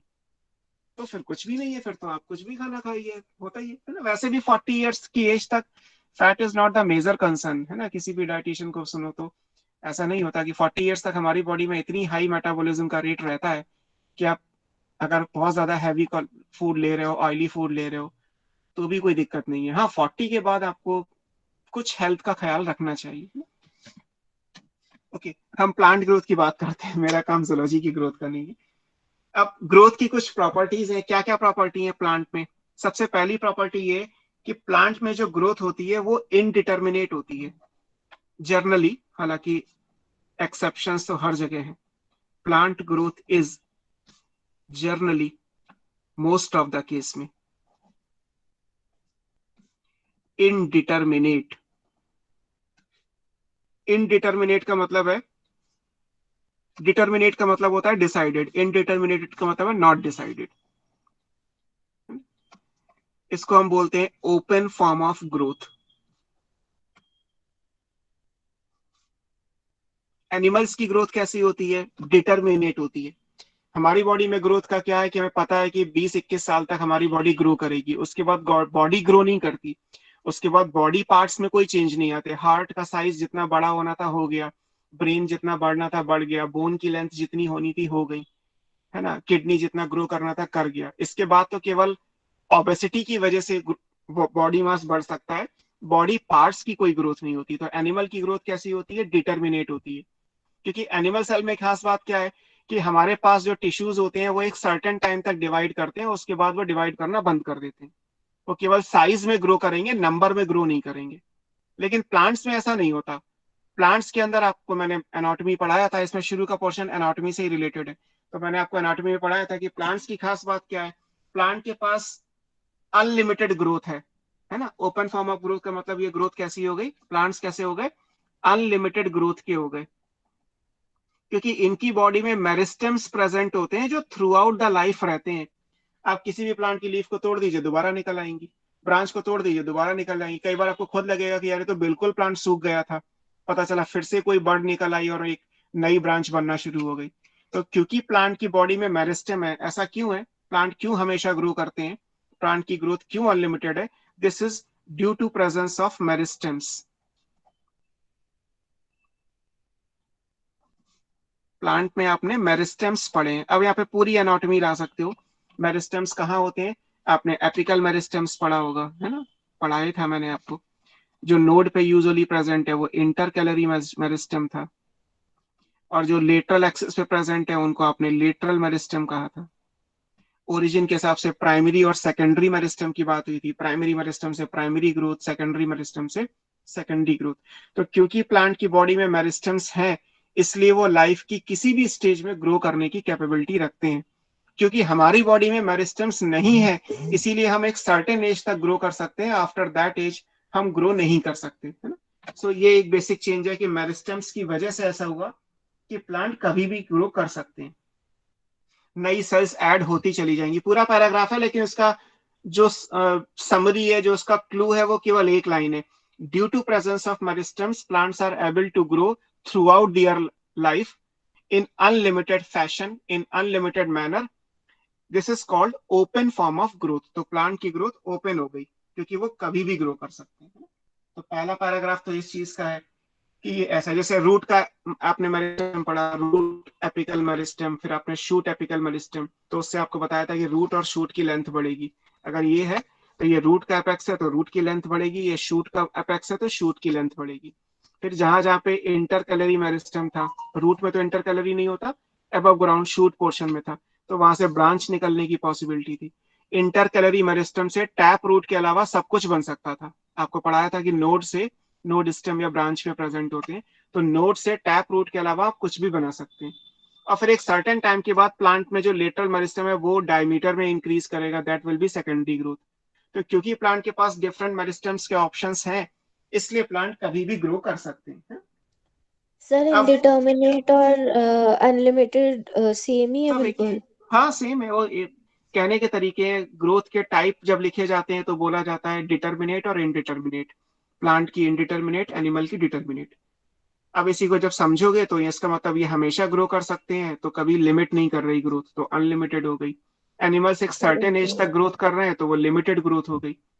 हम प्लांट हमेशा ओपन है ग्रो करने के लिए क्योंकि मेरिस्टेम्स हैं। Animals closed form of growth कहलाती है क्योंकि एक टाइम तक ग्रो होगा, उसके बाद नहीं होगा। ये तो समझने के मीनिंग है, आप किसी भी तरीके से यूज कर सकते हैं। अब ये जरूर था कि जैसे यहाँ पे जर्नली क्यों लिखा, तो वो सारे क्लॉजेस मैंने आपको एनाटॉमी में पढ़ा रखे हैं कि मेरिस्टेम में भी अगर आप कहें कि सर लेटरल मेरिस्टेम तो केवल जिम्नो और डाइकॉट में होता है, तो बिल्कुल ठीक है। लेटरल मेरिस्टेम से जो ग्रोथ होगी वो केवल जिम्नोस्पर्म और डाइकॉट के रूट और स्टेम में होगी, लीफ में नहीं होती। लीफ में जो ग्रोथ होगी वो फिर किसी और वजह से होगी। या मोनोकॉट्स में अगर ग्रोथ हो रही है तो लेटरल ग्रोथ नहीं होगी, एपिकल और इंटरकलरी तो मोनोकॉट में भी हो सकते हैं। या टेरिडोफाइट ग्रो कर रहे हैं तो उनके अंदर भी एपेक्स होगा लेकिन लेटरल मेरिस्टेम नहीं होगा।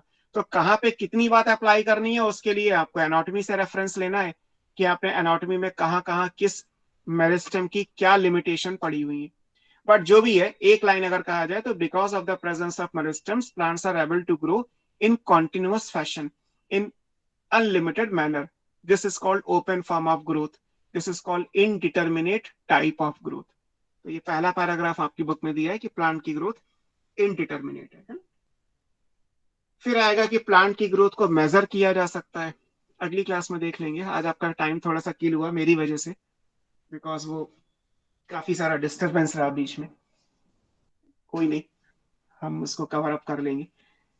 सो प्लांट की ग्रोथ मेजरेबल है, मतलब ग्रोथ को मेजर किया जा सकता है, ग्रोथ का मेजरमेंट किया जा सकता है। जैसे हम लंबाई हमारी बढ़ जाती है तो हम कह देते हैं कि हम लंबे हो गए यानी ग्रोथ हो गई। हमारा मास वेट बढ़ गया तो हमने ग्रो कर लिया। ऐसे ही प्लांट के अंदर भी आप अलग अलग पैरामीटर हैं जिनसे ग्रोथ को मेजर कर सकते हो, है ना। सर ऐसा भी हो सकता है कि किसी प्लांट में मतलब वो इनडिटर्मिनेट ना हो, तो मतलब उसके लिए तो तीनों मेरिस्टम्स एब्सेंट होने पड़ेंगे ना। हाँ, तीनों नहीं और भी जो मैंने नहीं लिखे, लाइक मैंने प्राइमरी नहीं लिखा, हाँ सेकेंडरी नहीं लिखा, fascicular vascular cambium, cork cambium, तो बहुत सारे आपने पढ़े ना तो ये मेरिस्टम्स के। पॉसिबल तो होगी इसी प्लांट में। नहीं, ऐसा होता ही नहीं, हर प्लांट ग्रो करते हैं, हमेशा ग्रो करते हैं। आपको ब्रायोफाइट मैंने नहीं पढ़ाया, ब्रायोफाइट में भी आपने पढ़ा होगा कि ग्रोथ तो होती है, टेरिडोफाइट में भी ग्रोथ होती है हमेशा, जिम्नो में भी होती है, एंजियो में भी होती है। भाई ग्रासेस को तोड़ के लगा दो फिर ग्रो कर जाएंगे। प्लांट अगर एजिंग में ओके। चला गया, एक ये भी चीज है कि प्लांट अगर एजिंग में चला गया तो एजिंग में तो कैटाबोलिज्म एनाबोलिज्म से ज्यादा हो जाएगा, तब तो वैसे ही ग्रोथ नहीं होगी। आप इसको ऐसे मत समझिए कि प्लांट का लाइफ स्पैन मान लीजिए 100 ईयर का है, तो आई एम टॉकिंग अबाउट कि वो 85 ईयर तक 90 ईयर तक कैसे ग्रो करेंगे, वो ये है। अब आप कहेंगे सर लास्ट के 2 ईयर्स में तो ग्रोथ हो ही नहीं रही, तो वैसे ही नहीं होगी, क्योंकि अब तो प्लांट की डेथ होने वाली है, डेथ के टाइम पे ग्रोथ होना होगी। अगर मान लीजिए वीट का प्लांट 4 महीने का होता है, अक्टूबर नवंबर में लगाया गया और मार्च अप्रैल में हार्वेस्ट कर लेंगे। अब आप कहें कि सर वो जब हार्वेस्ट करने की सिचुएशन है, लाइक अप्रैल आ गया, अब वीट का प्लांट ग्रो क्यों नहीं कर रहा? अरे अब तो उसका सीजन ही खत्म होने वाला है, उसकी लाइफ साइकिल ही खत्म होने वाली है, अब कैसे ग्रो करेगा? अगर आप विंटर की बात करते हैं, आप दिसंबर में कहते हैं कि सर मैंने लीफ तोड़ दी वीट की, अब क्या, ठीक है दूसरी निकल आएगी, एक ब्रांच को डैमेज कर दिया और निकल आएंगी, कोई इश्यू नहीं है। ग्रोइंग पीरियड में ग्रोथ होगी ना, नॉन ग्रोइंग पीरियड में तो ना ग्रोथ हो जाएगी। तो तब तक होगी जब तक एनाबोलिज्म ज्यादा हो। एनाबोलिज्म ज्यादा कब होगा? सेनेसेंस को छोड़ के बाकी हमेशा एनाबोलिज्म ज्यादा ही रहता है। सेनेसेंस मींस एजिंग, प्लांट में एजिंग को, बुढ़ापे को सेनेसेंस बोला जाता है। तो सेनेसेंस को छोड़ के बाकी जितना भी टाइम पीरियड है वहां ग्रोथ होगी। Anabolism is always greater than catabolism. Okay sir. Clear? So बाकी अगली क्लास में परसों देखते हैं, प्लांट ग्रोथ की कुछ प्रॉपर्टीज पढ़नी है, फिर प्लांट हार्मोन की बात करेंगे। नोट्स आज भेज दूंगा, मैंने ट्यूसडे के लिए पहले ही आपको बोला है, कल मुझे किसी ने लिखा भी था ग्रुप में, सर नोट्स भेज दीजिए, बट ट्यूसडे के लिए I am sorry, still sorry, because बहुत बिजी जाता है। ट्यूसडे को मेरी हालत ये होती है कि बस क्लासेस खत्म और खाना खाया और सो गया। आज आपको दोनों, कल वाली क्लास और आज वाली क्लास ही भेज दूंगा। सर फर्मेंटेशन वाला पेज एक बार दिखा दीजिए। हाँ ये लो, फर्मेंटेशन में स्टार्टिंग पेज, ये सही वाला, ठीक है, यस सर हो गया। हो गया, चल good good night night. Sir. हाँ Good night. Good night, good night, good night.